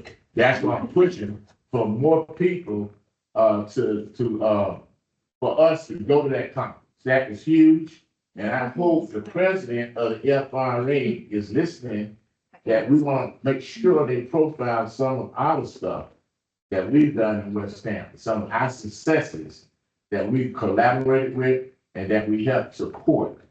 Because they couldn't have done West River without us. They couldn't have done Rome Yard definitely without us. They couldn't have done you sitting up there on the West River Walk, which turned into a mobility opportunity. They couldn't have done that without us citizens and us local people putting in the time, the late nights, and all the headaches, and we've gone through at least 4 I know of managers for the West Tampa CRA. So I did send a letter to the man, I don't know how to accept it, I can follow up with bidding to them, that we do need some additional assistance. And right now, you know, we got people competing to be the acting person from Mrs. Moody. That's a hot, but I hope we don't lose somebody, but you know, my stuff go around here. So we may lose somebody again. So just not, but just realize that we're in a time of flux. We're stable. And don't let nobody tell you we ain't got no money. Because we don't give him sanctions uncalculated for. She said, we got 20 years left. And if you figure if we don't get the $4 million in 20 years, that's 80 million. Okay? And one thing you'll find that was nice about ours on Let's Go, this is one of the few CRAs, besides the downtown boys, Mr. Basile, that has private investment and none of our money. Private investment is more in this CRA than our money is to help people do anything. And that's big. When private investors come with their own money and ain't asking us for nothing, that's huge. And we got that. And remember, this is a slum and like that. But just look at all the private investors we got, they didn't get one dime from us. Right, Mr. Basile? You one of them. Except for a few things. But I'm just saying, that's what we want. We want people to come and do something because it's the right thing to do. And with that, is there anything else announcements? Ms. Jones? Do we have any, open seats on the board? Yes, we So- have, one open seat that's gonna be filled by Mr. David. Yes, so And- tomorrow, this week at CRA Board, Mr. David Alona from the Tampa Housing Authority is gonna be appointed from the CAC.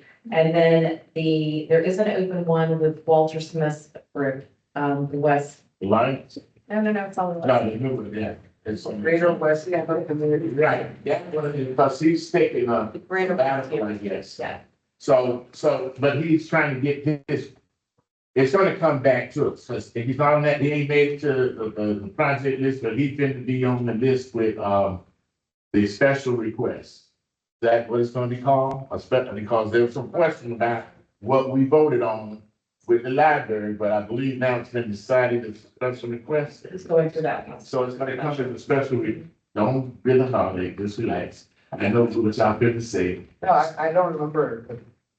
The Walter Smith Library, Oh, okay. the Walter Smith Library, so he's being real cautious and saying, I ain't gonna sit on this, I'm gonna do what I got to do through the special request, and I know that. Yeah, Right. the rules are this, it cannot be a CAC member, acting member, if you're going forward with a special project request. And That has to be vetted by this body, that was our attorney made that determination. And So, speak. directly off. But as far as commercial grant, don't apply.